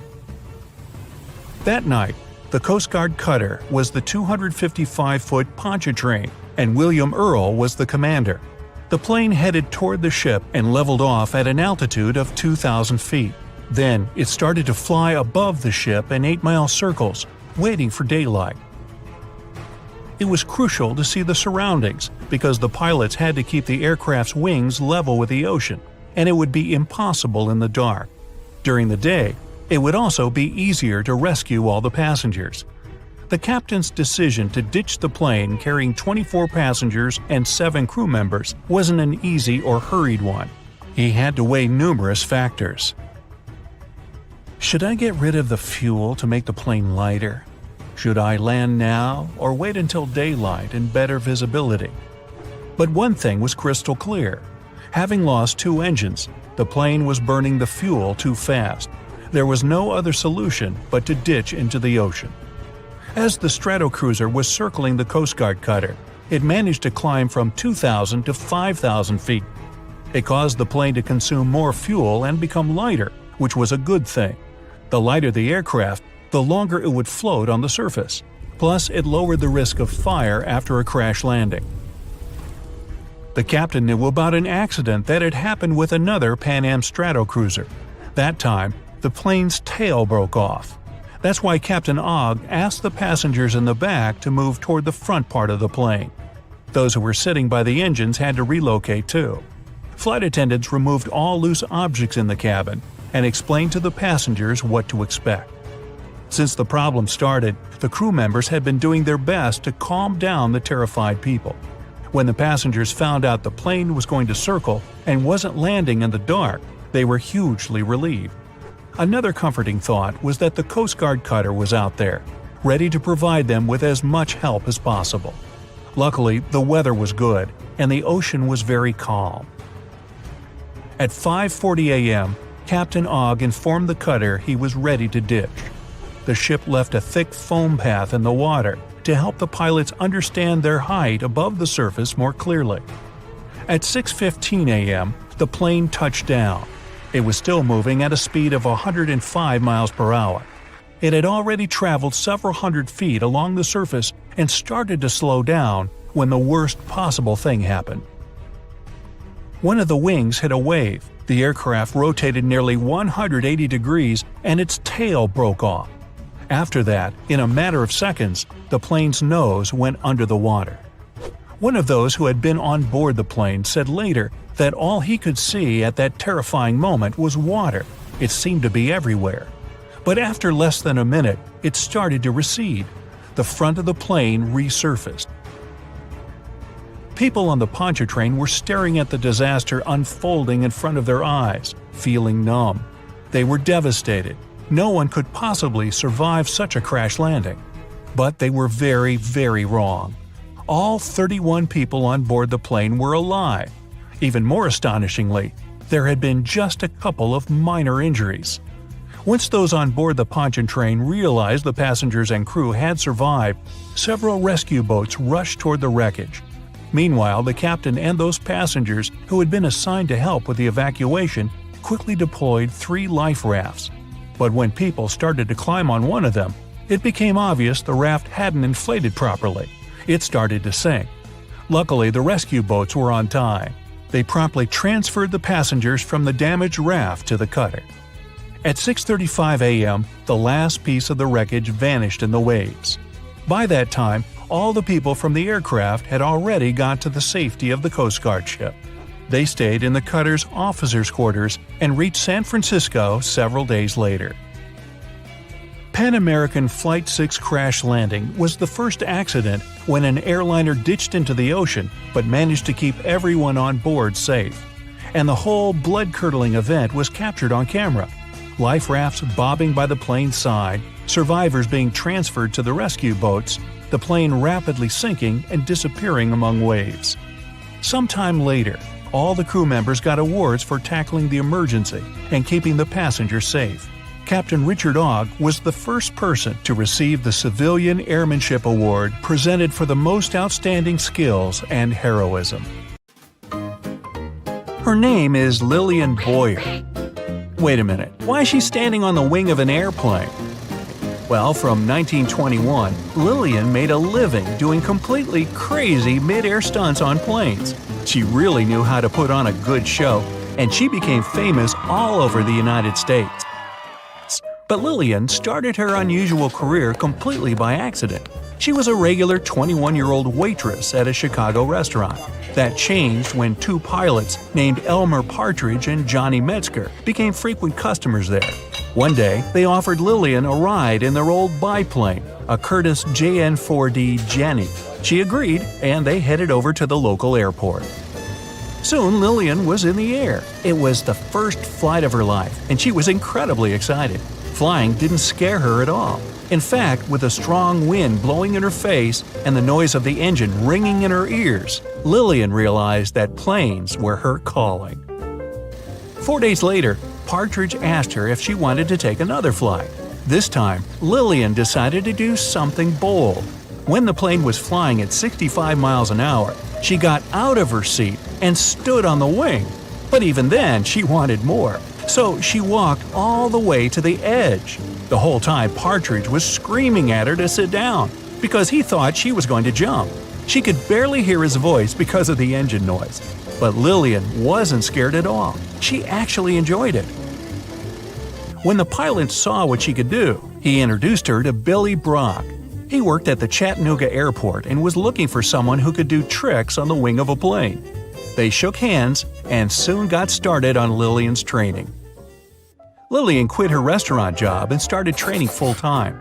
For 5 months, she practiced doing stunts in a barn at Chattanooga. She used a model plane which had soft mattresses placed underneath it for safety. She did gymnastics with an instructor, as well as running and other sports, and she changed her eating habits. Soon, she was ready for a real flight. And she proved she was the best. Lillian was the first female stunt person to perform tricks like hanging from a plane using one hand or hanging by her knees or ankles. Her bravery amazed people, and she quickly became very popular. She and Brock started doing air shows at various fairs and festivals, and she turned into a real star. When they came to town, the crowd always recognized them. There was always a car waiting for Lillian, and she had a lot of passionate fans. Lillian was the only woman at the time who could perform one very risky stunt. She would get out of the cockpit holding a thin wire, which had a mouthpiece at the end of it. She would do a few tricks on the edge of the wing and then hang under the plane, holding on by only her teeth. The spectators couldn't see the wire from hundreds of feet below, so it looked both pretty shocking and amazing. The crowd would erupt into screams when Lillian performed this trick. Then Brock would lower a special ladder and she'd grab it and go back to her seat. But there were also accidents. These reminded Lillian and Brock that they were engaged in a very dangerous business and that they had to be as careful as possible. During one of their shows in 1924, they planned to do an unusual trick. Brock was going to do a loop while Lillian was standing on the biplane's top wings. The idea was for her to slip her feet into some straps, and the centrifugal force of the loop would help Lillian keep her balance. But during the actual trip, something went wrong and the strap broke. Lillian smashed really hard into the wing, but she still managed to climb back into her seat. She was injured, but she kept on doing her shows. When she was performing in Trenton, New Jersey, in October 1925, Lillian had another 3 accidents during some parachute jumps. On the first day of the show, the wind took her away from her landing spot and she fell onto the seat of a Ferris wheel. Some of the audience thought it was just another crazy stunt, but it was actually a very dangerous situation. Luckily, the Ferris wheel operator realized that Lillian was in trouble and stopped the ride. The second time, she couldn't control her chute and struck the roof of the grandstand. She hit it hard and got stuck there, and people had to look for a ladder to help Lillian down. On the third day of her show, Lillian's parachute almost landed on a tent, so she pulled on the shrouds as hard as she could to change direction. but this made the parachute turn inside out, and Lillian fell about 50 feet straight into the ground. She suffered a lot of injuries and had to be hospitalized, but she was treated very well. She was in the hospital for 2 months, and all of her bills were paid by an anonymous person. Lillian thought it was probably the president of the fair. He liked her. In fact, since she was a star, a lot of men admired her. But she didn't risk her life for money or fame. Lillian did all this for herself. Brock got almost all the money from their performances, and that was her decision. They usually perform for 2 or 3 days straight, or even a whole week. They were paid $1,000 to $1,200 for one performance, but Lillian only got $100. As she said herself, that was a decent amount of money, and it was enough for her. So Brock ran the business, maintained the plane, and hired mechanics and crew. But their show was called Lillian Boer's Flying Circus, and there was a reason for that. Brock was in love with Lillian. Constantly working together made the two of them close. It didn't work out though. Lillian told him that there wouldn't be anything between them. But he still cared about her, and Lillian really appreciated him for that. She trusted her pilot with her life, and she admired his skill. In fact, she said he was the best pilot she ever knew. Before every flight, he double-checked all the systems, wires, and mechanisms. He would tell her where to go, and Lillian would listen to him. And it was Brock who came up with most of the tricks. There was total trust between them, and they worked as one. After Brock passed away, Lillian kept doing stunts with another pilot, but she couldn't trust him like she had trusted Brock. One of her signature tricks was switching from a car to a plane, but she never did it with the new pilot. During her stunt career between 1921 and 1928, Lillian performed 352 shows in 41 U.S. states and Canada. She performed 143 changes from a car to a plane and made 37 parachute jumps. But in 1928, low-altitude flying was banned, and so dangerous stunts performed on the wings of airplanes became history. Almost half a century later, Lillian once again became a celebrity at the San Diego Aerospace Museum. An entire section of it was devoted to her incredible achievements. Lillian was the guest of honor at all the events there. One evening, she was given one of the most pleasant surprises of her life. It was a flight on a Boeing PT-17 biplane. This time, now in her 80s, Lillian didn't walk on the wings or perform dangerous stunts. But when she landed, she admitted that she really wanted to. The pilot had told her not to get out of the cockpit. Plus, she couldn't trust him as much as she had trusted Brock.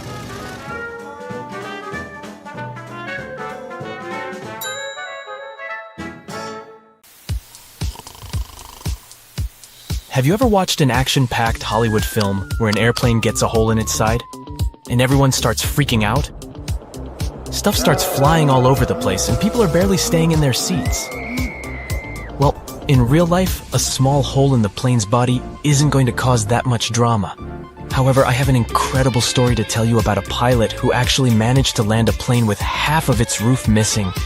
Can you believe it? Make sure your seatbelt is fastened because this one is going to be a wild ride.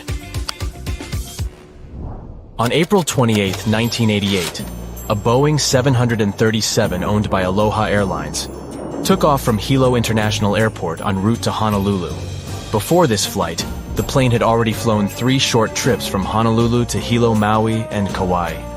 Everything was chill that day, and the weather was nice and calm. It looked like smooth sailing all the way. The captain of the flight was Robert Schornsteimer, and the co-pilot was Madeline Tompkins, both experienced pilots with thousands of flight hours in the Boeing 737. Bright and early that morning, before taking off from Honolulu, Madeline did the regular pre-flight inspection and said that everything was good to go. At 11 a.m., they took off from Honolulu and went to Maui, then Hilo. When they got to Hilo, they didn't leave the cockpit or check the plane from the outside. It wasn't a requirement, so why bother?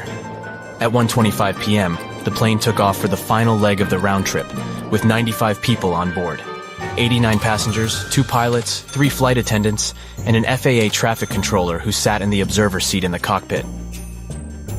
The plane had taken off like normal and reached its cruising altitude of 24,000 feet without any hiccups.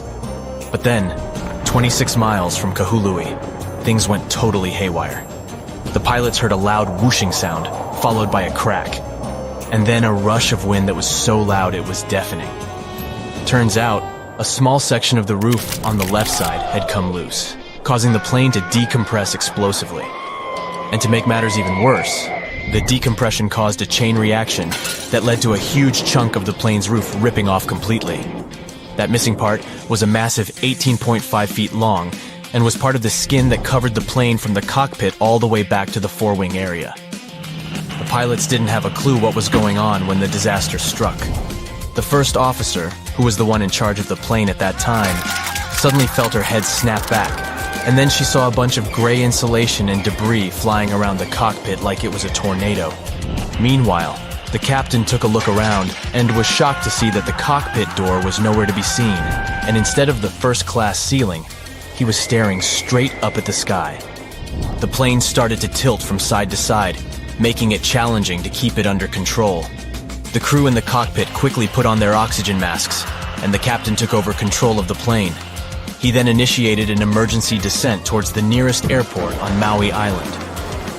Luckily, all the passengers were seated, and most of them had their seatbelts fastened since the seatbelt sign was still on. Unfortunately, the 3 flight attendants were caught off guard. One of them was near the hole and was pulled out of the plane. The other 2 were thrown to the floor, with one of them hitting her head hard and losing consciousness. The third attendant tried to help the passengers and keep them calm. At the same time, the pilots were desperately trying to let air traffic control know that they were in trouble.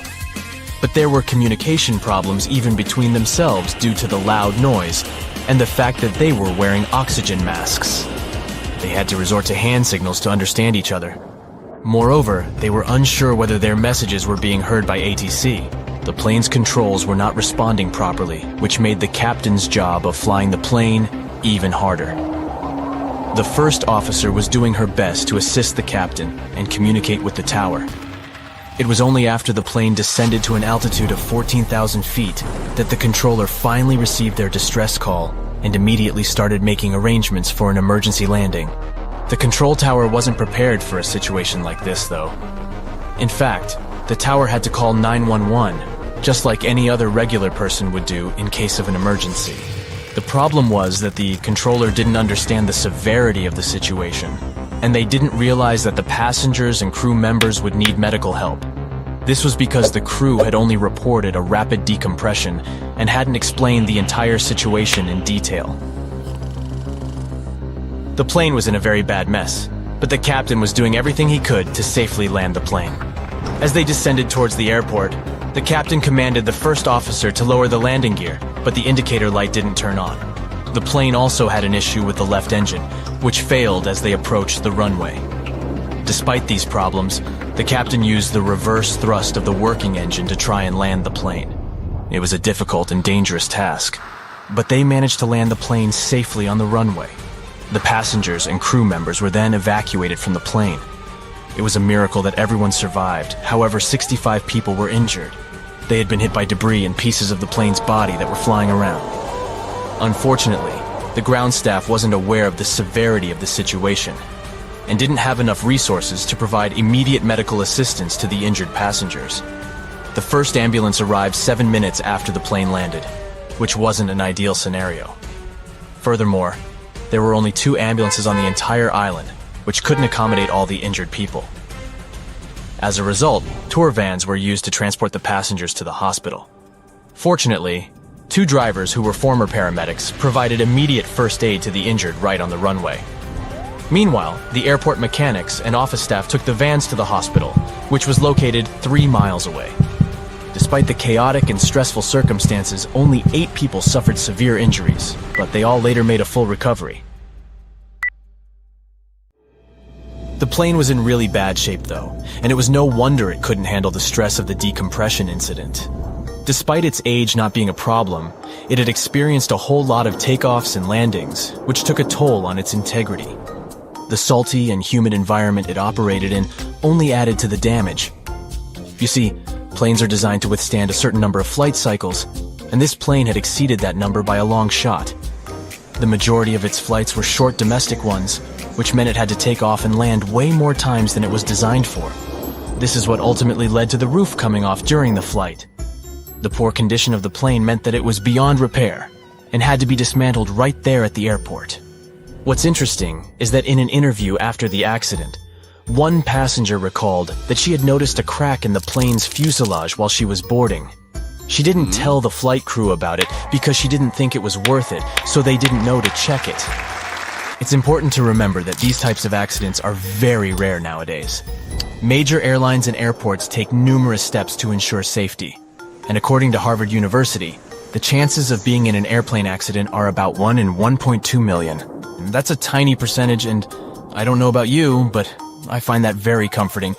And even if something did happen, such as the roof of the plane coming off, it's reassuring to know that the pilots are trained to handle emergencies and can still land the plane safely.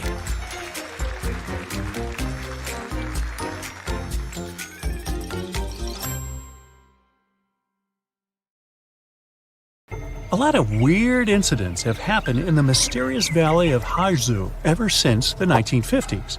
People even started comparing it to the infamous Bermuda Triangle. But are they really that similar? It all started when an airplane went missing here under circumstances no one can explain yet.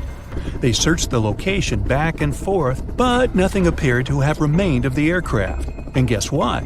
No one received any SOS messages from the team on board. And to top it off, the same year, a considerable number of tourists and local residents were lost here in the valley, never to be seen again. Speaking of the Bermuda Triangle, one can link its origin story to a series of mysterious disappearances of ships and aircraft, like the one that happened in 1945, when 5 planes and 14 people on board went missing in this location while doing routine training exercises. Even a thorough investigation didn't help to establish the cause of the incident. But that wasn't the end. Between 1945 and the mid-1980s, another 25 small planes went missing while going through the Bermuda Triangle, never to be seen again. And the search parties haven't recovered a single piece of these aircraft. The Bermuda Triangle isn't the only stretch of water that has claimed ships for good. In the Pacific Ocean, near Japan, there's a tricky portion of water that has earned the nickname the Devil's Sea. The best known out of all of these disappearances is that of a fishery patrol vessel that went missing in 1953. On board were 31 crew members and scientists who were looking to investigate a recently formed volcanic island. What happened to this ship and all the people on board? We'll never know, I guess, since they never found the ship or the crew members, and there was literally no trace of them left behind. Back in 1911, a standard train was scheduled to depart from a railway station in Rome, hoping to reach the city of Milan. Needless to say, none of the 106 passengers ever made it to the destination, and no one has ever seen them again. What happened to these people and to their train? Were they really lost forever? Some people seem to believe this isn't the case. As it was completing its journey, the train was supposed to pass through a long tunnel. It did enter it, but never came out the other end of the tunnel. Nothing was left of the train, and it seemed like it literally just vanished into thin air. Only 2 of the passengers were found, but they were quite unwell at the time, and their stories did not seem to make much sense. They spoke of a dense fog that they simply jumped out of because they got so scared. 15 years later, a story spread about a group of 104 Italian people that popped up in Mexico City, claiming they had arrived by train from Rome. If that's not weird enough, the story appears to have been reported back in 1845, 66 years before the train even departed in the first place. Of course, nobody at the time actually took these people seriously. But you can't help but wonder, did they actually time travel via the Roman tunnel, or is it just another urban myth? What do you think? The Lost Colony is the story of a strange phenomenon that happened back in the late 1500s.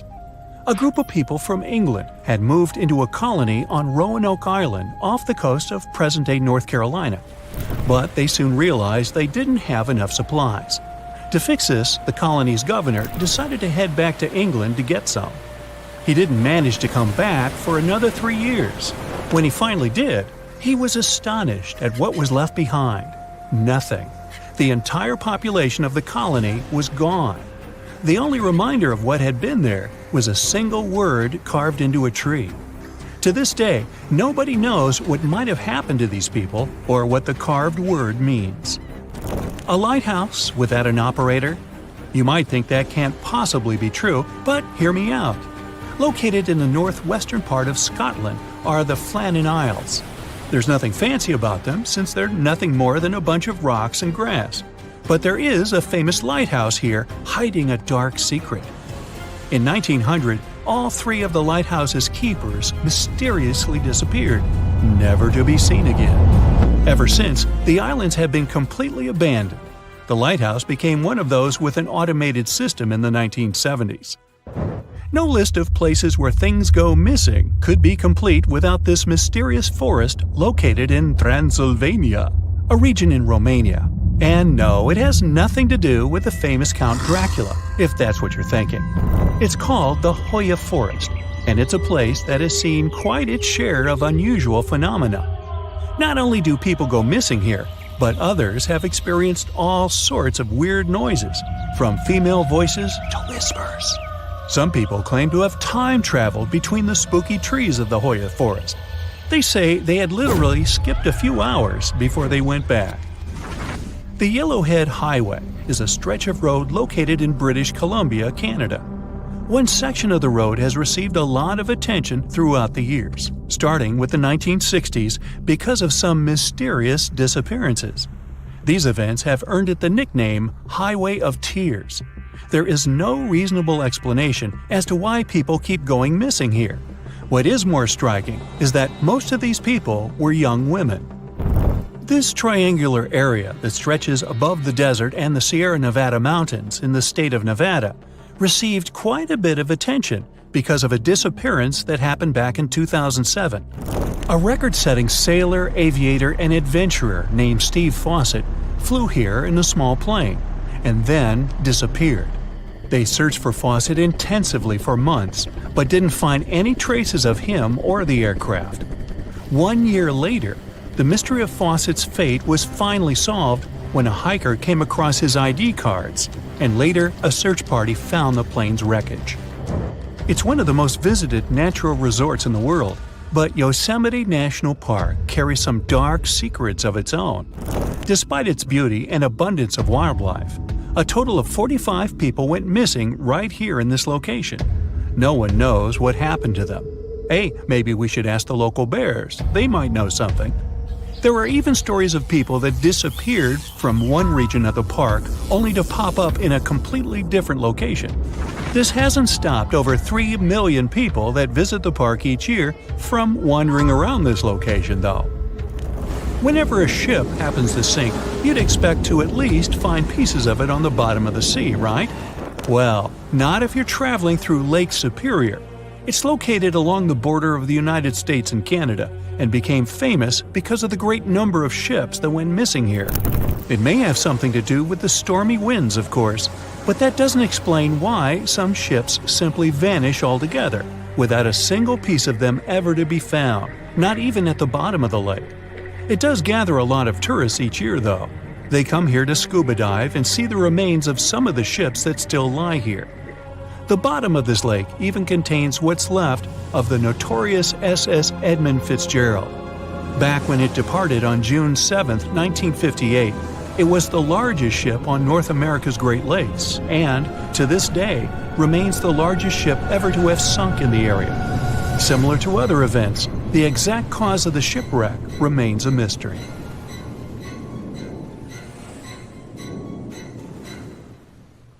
The moon shines brightly and illuminates the black water of the ocean. Thick fog descends on it in ominous silence. Then, it's suddenly broken by the creaking of wooden boards, followed by a rippling of the waves. Through the fog, you see the outline of an old, large ship. Its hull is rusty, and a strange cold is coming from it. But the most unsettling thing is that there's no one on the deck. The ship sails without a crew.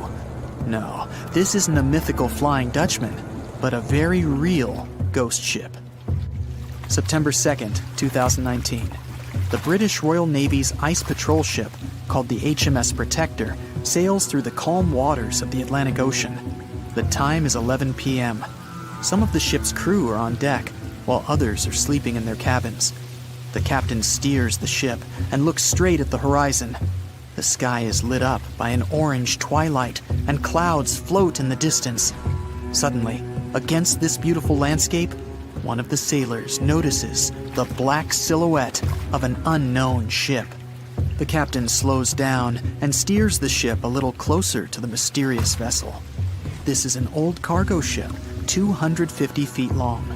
Attempts to contact the crew members lead to nothing. It seems the unknown boat is floating in the ocean by itself. There's no one on board, at least, no one alive. The deck of the ship creaks from rocking on the waves.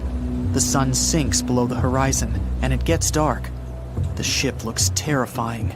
British sailors don't dare to climb on that strange deck. They take a photo, post it on the internet, and sail away. Many people on the internet will assume the sailors met a real ghost ship. 5 months later, we're in the village of Ballycotton in County Cork, Ireland. A local leaves the house early in the morning to go for a daily run. Music in his headphones, fresh cool air, and a scenic route are ideal conditions for a good workout. The jogger runs along the road on the coast of the Celtic Sea. There was a strong storm last night, and now the sea looks calm. The man runs along the top of a low cliff and notices a huge vessel. An old rusty cargo ship 250 feet long lies on the beach, right among the rocks. No people on board. It seems the ship has been here for ages, but the local is sure this vessel wasn't here yesterday. A little later, it turns out this is the same ship that the sailors from the HMS Protector saw 5 months ago, thousands of miles from this place. The cargo ship, called the Alta, was built in 1976. Nobody knows who used it all this time and for what purposes. It's only known that in 2017, the ship was purchased by a new owner and marked with the flag of Tanzania. It's important to say that almost all cargo ships are equipped with AIS, Automatic Identification System, which is needed to track ship movements in the ocean. Since 2015, something strange started happening with the Alta's AIS. The ship disappeared from the satellites, then reappeared again. Over the past few years, this ship had changed several names and flags. It's not surprising that its AIS shut off and turned on numerous times. It's said that some of those who disable AIS on their ships do so to hide outlaw activities. The ship's captain, whoever it was, clearly didn't want to show the Alta's movements. As AIS showed in 2017, the ship had sailed near Greek port cities. The Alta made 12 stops in 3 such cities in different parts of Greece. Then, the AIS signal disappeared, and 10 months later, the Alta reappeared near the northern coast of Africa, 1,200 miles from Greece. In September of 2018, the ship was sailing about 1,400 miles southeast of Bermuda, and at that time, the crew members started having problems. There were 10 people on board the Alta. On September 19th, the ship's engine failed right in the middle of the Atlantic Ocean. The nearest shore was very far away. The ship began to drift. As days passed, the crew couldn't fix the vessel. Food supplies were running low. The crew started to panic and tried to contact someone. The situation got worse as a strong hurricane was approaching the place where the ship broke down. Crew members contacted the U.S. Coast Guard. On October 2nd, a helicopter headed towards the ship. Food and water were unloaded on the Alta. This was enough for the crew to bide their time for several days. About a week later, a rescue boat sailed about 1,500 miles to reach the Alta and help the stranded sailors. Shortly before the start of the hurricane, American rescuers succeeded. The entire crew of the wrecked ship was taken to Puerto Rico. the Alta remained drifting in the ocean. After a while, another ship arrived to tow it to the coast of Guyana. Then, something went wrong, again. The ship was hijacked. Who did it and why remains a mystery to this day. But then, for some unknown reason, the thieves decided to abandon the ship and left it to drift in the ocean. For almost a year, the ship's location couldn't be tracked. Then, in September 2019, the vessel was found by the British Royal Navy. How the Alta was able to cover the distance across the Atlantic and wash up on the coast of Ireland is unknown. An investigation has been launched in Ireland. It's necessary to identify the owner of the vessel and find a responsible person to take on the task of towing it. But no one has since been found. Once, an unknown person called the Irish authorities and introduced themselves as the owner of the ship, but didn't provide any evidence. Several barrels of oil were found on board the Alta. To dismantle the ship, the Irish authorities will need to spend about 10 million euros. Local residents are annoyed by the wreck too. Corroding metal is bad for the environment, and kids have already snuck on board and posted a video on the internet from inside the abandoned ship. The further fate of the Alta remains unresolved. It's still lying there. That ship sailed in the ocean for just 2 years. Now imagine if some other managed to drift for 38. In all that time, no one could catch this ship, and people still seek it. That vessel is called the SS Bechimo. It was a merchant ship owned by a Canadian trading company. In 1931, the ship got stuck in ice off the coast of Alaska. A strong snowstorm began. The team waited a week for it to end, but the storm only intensified. One day, the weather improved a bit, and part of the team was evacuated to the nearest city. Another part of the crew, with the captain, set up camp near the ship. The storm started again and didn't stop for a long time. The blizzard was so heavy that the ship's captain couldn't see beyond his arm's reach. Finally, when the storm was over, the captain saw that the ship simply vanished. He decided the Bechimo sank during the storm. A week later, the ship was found, drifting near the place where it was lost. The hull of the ship was damaged so badly that it was unsafe to sail on it. The captain decided to abandon the ship. However, it didn't sink. For the next 38 years, it was drifting at various points along the Alaskan coast. Several times, people climbed on the ship, including native Alaskan residents and a group of researchers. Attempts to save the vessel from the sea ended in failure. The salvage operations were hampered by drifting ice and bad weather. The last time it was seen was in 1969. The ship was frozen and blocked by the ice. In 2006, the government created a special project to find the Bechimo. However, in all these years, the ship still hasn't been found. Its fate is unknown. It's likely that the ship has finally found peace and is now lying on the seabed of the Chukchi Sea. You've probably seen Hollywood movies where somehow a small hole opens up in the side of a plane and then immediately it's utter chaos. Food trays and bags flying, seatbelts barely holding passengers in place. Luckily, in reality, small damage to the fuselage won't cause such dramatic consequences. But would you believe me if I told you there was a pilot that managed to land a plane with half the roof torn completely off? Buckle up. At 1:25 p.m. on April 28, 1988, a 19-year-old Boeing 737 that belonged to Aloha Airlines left Hilo International Airport and headed for Honolulu. The plane was named after Queen Liliuokalani, who was the last sovereign monarch of the Kingdom of Hawaii. On that day, the aircraft already had 3 short flights from Honolulu to Hilo, Maui, and Kauai. Apologies to the people of Hawaii for any mispronounced names. Anyway, all the trips were regular and uneventful. The weather was calm, and it seemed like nothing could go wrong. The captain was experienced pilot Robert Schornsteimer, 44 years old, who had 6,700 flight hours in the Boeing 737.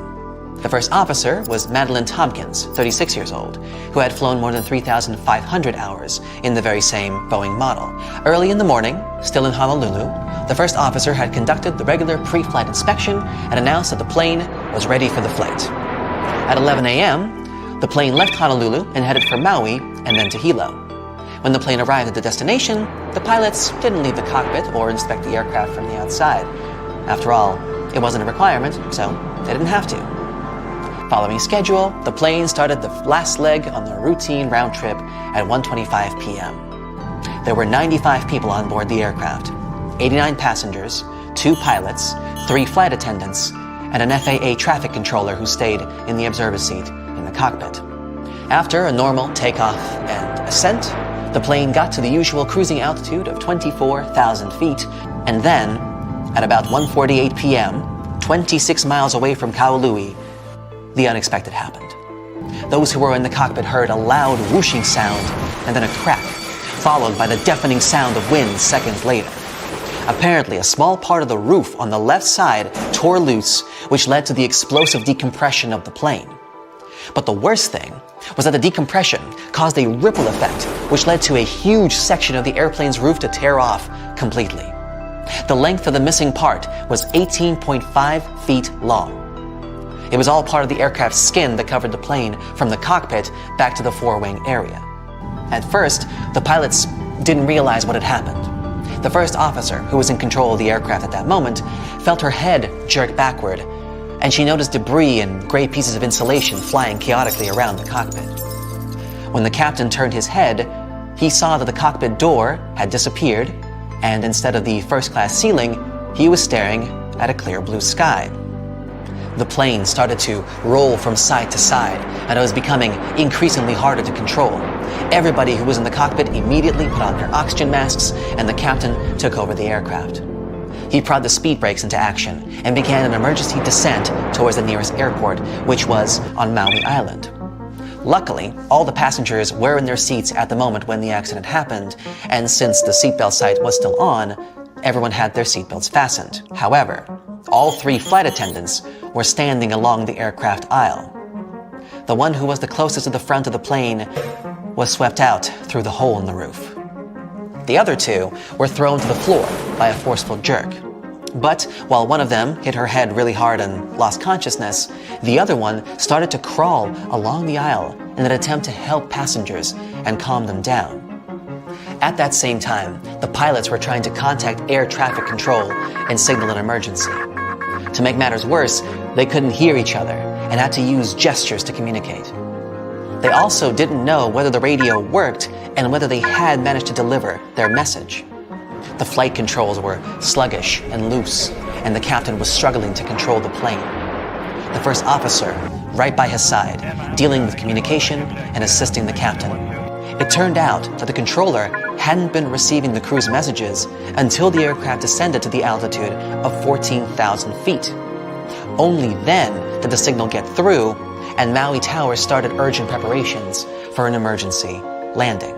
The problem was that at that time, in case of an emergency, the airport control tower had to dial 911 just like anyone else. On top of that, the controller didn't catch that the passengers and crew members would need medical help. After all, the crew only announced that they had experienced a rapid decompression, so the controller wasn't aware of the entire gravity of the situation. In the meantime, the plane had already dropped to a height of 10,000 feet above sea level. The captain removed his oxygen mask and withdrew the speed brakes. The plane was steadily descending toward runway 2 of Kahului Airport. Following the captain's command, the first officer lowered the landing gear, but the indicator light didn't come on. That could mean that either they had a bad light, or they had serious problems with the nose gear. But that wasn't the only problem. As the plane was approaching the runway, the left engine failed, and the aircraft started rocking and shaking. The captain made an attempt to restart the engine, but didn't succeed. And yet, still, with the help of the reverse thrust of the second, still working engine, at 1:58 p.m., just 10 minutes after the emergency and 35 minutes after the takeoff, Aloha Airlines Flight 243 did manage to touch down on the runway of Kahului Airport and come to a complete stop. Landing a plane with such a huge loss of integrity was an unprecedented feat. As soon as the plane stopped, the evacuation began. Everyone on the plane, except for the one flight attendant who had been pulled out of the plane, was alive, although 65 people were injured. Most people had been hurt by flying debris and torn pieces of fuselage. Unfortunately, since nobody on the ground had known how serious the situation was, no ambulances were waiting for the injured. The first one arrived 7 minutes after the plane landed, and there were only 2 ambulances on the entire island, which obviously couldn't fit all the people. That's why the passengers had to be transported to the hospital in several 15-passenger tour vans that belonged to the company Akamai Tours. Luckily, 2 Akamai drivers used to be paramedics, so they started to tend to the injured right on the runway. Meanwhile, airport mechanics, as well as office staff, drove the vans to the hospital, which was 3 miles away. Luckily, there were only 8 serious injuries, from which all of these passengers later recovered. As for the plane, it was damaged beyond repair and later dismantled right at the airport. The missing part of the roof disappeared and was never seen again. But what could cause such a terrible accident? The problem wasn't the age of the aircraft. 19 years isn't that old for a commercial plane, and it hadn't accumulated too many flight hours before the accident happened. But the 35,500 flight hours the plane had traveled included 89,680 takeoffs and landings, which are also called flight cycles. The reason for such a huge number was that the plane performed mostly short domestic flights between the islands.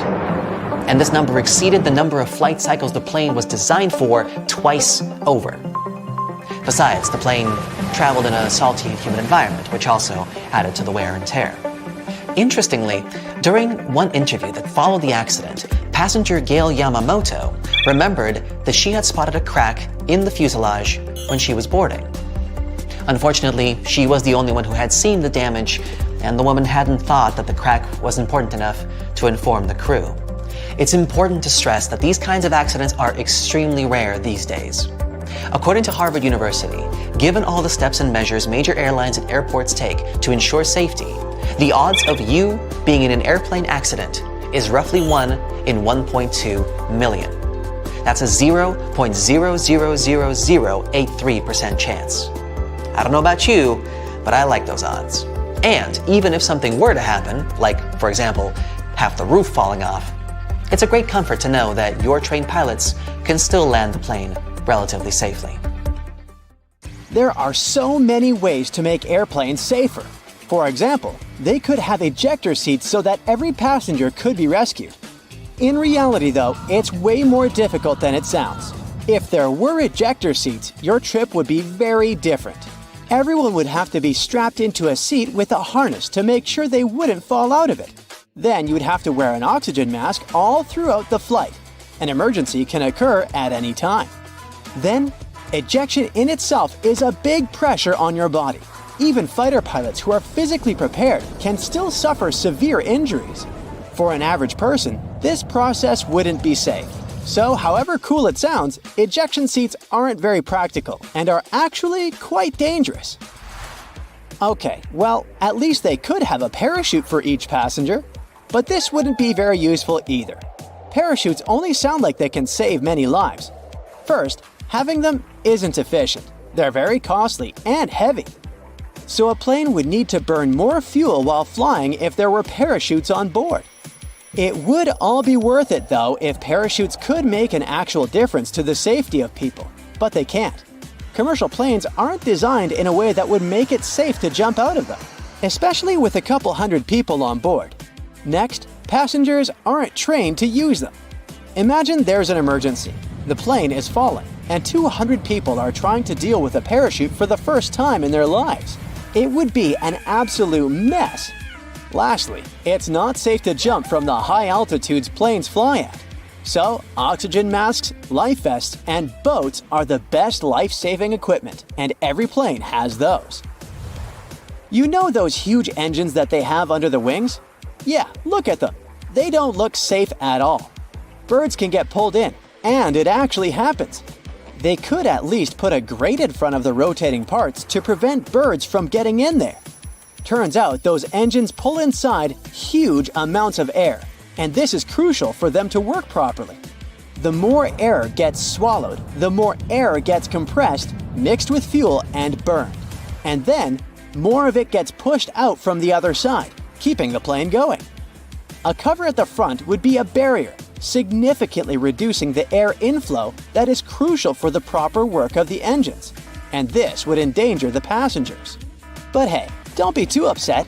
Birds fly way lower than planes do, so they're only in danger for a few minutes at the beginning of the flight while the plane is climbing altitude, and at the very end when the plane is landing. So very few of them ever get pulled in, and if they do, it's never a threat to the engines or passenger safety. Planes also don't change up the gears like cars do, so technically they can't go backwards. The reason for this is that planes don't need to go backward. They can just turn around and move in the opposite direction, but face first. The only time when they need to move backward is when they have to get to the gate. And for those times, there's help. Pushback tractors. Those are small vehicles that can connect to airplanes and move them in the required direction. Watch out for those next time you fly. But technically speaking, planes can go backward if the engines start pushing the air forward instead of backward. But this is very dangerous for everyone around. One of the very few cases when they do it is during landing, to help slow the airplane down. There are cameras on the outside that let pilots navigate taxiways better. They come in especially handy during tricky maneuvering. But do you know there are also cameras in airplane cabins? You can relax, there are no cameras in the lavatories. But yes, they are there in the cabin, and for security reasons only. Flight attendants monitor them to see what's not visible from their own seats. Of course, flight attendants can check everything just by walking down the cabin, and that's exactly what they do most of the time. So, cameras are mostly used during takeoff and landing, when everyone, including flight attendants, is supposed to sit down, as those are the most dangerous stages of a flight. Notice that it's exactly during these stages that the rules are particularly strict. All electronic devices should be turned off or put on airplane mode, and big electronic devices should be stored away. Window blinds should be raised and tables folded. Seats should be put in the upright position. You need to have your seatbelt fastened, and so on. This is all done for safety and to ensure fast evacuation in case of emergency. So let's discuss these rules. Airplane mode on electronic devices is important to make sure that the signals that devices transmit don't interfere with the plane's electronic systems. If they interfere, they will block the radio's frequency pilots need to get their instructions. Do you remember that clicking sound a speaker makes right before your cell phone gets a call if the two devices are close? This is the sound pilots might hear while communicating with air traffic control. Now, putting away large devices like laptops is important because they might turn into obstacles if you need to get out of the plane fast in case of an emergency. All the pathways should be as clear as possible. This is why everything should be packed away, seats straightened, and tables folded. There should be nothing blocking anyone's way. And lastly, window blinds. The lights on the airplane get turned off too. Those two things are done to make sure your eyes get used to the natural light outside the aircraft. Imagine it's night, some emergency happens, and the lights that were left on suddenly go off. People need to evacuate as fast as possible, but their eyes aren't adjusted to the dark yet, and they can't see anything. This will slow everyone down. If the lights inside are out, people get used to the darkness and will be able to evacuate faster. The same goes for window blinds. If it's day and they are raised, people are used to the light outside and can evacuate faster. Another reason is that when blinds are raised during landing, people outside can see what's going on inside the plane. For example, if there's fire or smoke and where exactly. This way, they can plan the evacuation process better. Also, you might have noticed black triangles drawn above some windows on the airplane. These triangles mark the seats from which the view on the airplane's wings is the best. It's needed for the crew to find the spot as fast as possible if, in case of emergency, they need to inspect the engines, slats, or flaps. This little triangle saves the plane crew a lot of time. We do talk about emergencies a lot, but they really don't happen often. It's more dangerous to drive a car than to fly by plane, and most of us get in the car every day. Yet, the fear of flying is still very much out there, and people can get superstitious. In many cultures, the number 13 is considered unlucky. So, airplane companies that often fly to those destinations just omit row 13. It's a small thing to do, but it can spare a few anxious passengers who happen to sit in row 13. In other cultures, like in Italy and Brazil, 17 is the unlucky number, and some aircraft have both rows 13 and 17 missing. In airplanes that fly to China, they can often omit row 14 instead. A lot of airports are built near water, and there's a whole bunch of reasons for this. First off, most airports are located in big cities, and big cities are usually built near some form of water anyway. Back in the day, before trucks and proper roads were built, goods were transported by ship. Having a river or ocean nearby was vital to deliver essential supplies to the cities, like food and building supplies. It also allowed for trading to boost the local economies. Because most people travel into big cities for business and holidays, rather than rural areas, it made sense to build the airports there. The high demand for travel meant that the airports were needed and also made them profitable. But that's not the only reason they're built near water. Big cities are usually super crowded, and airports require a lot of land. Imagine trying to find a space big enough in the middle of New York City to put an airport. It would be basically impossible.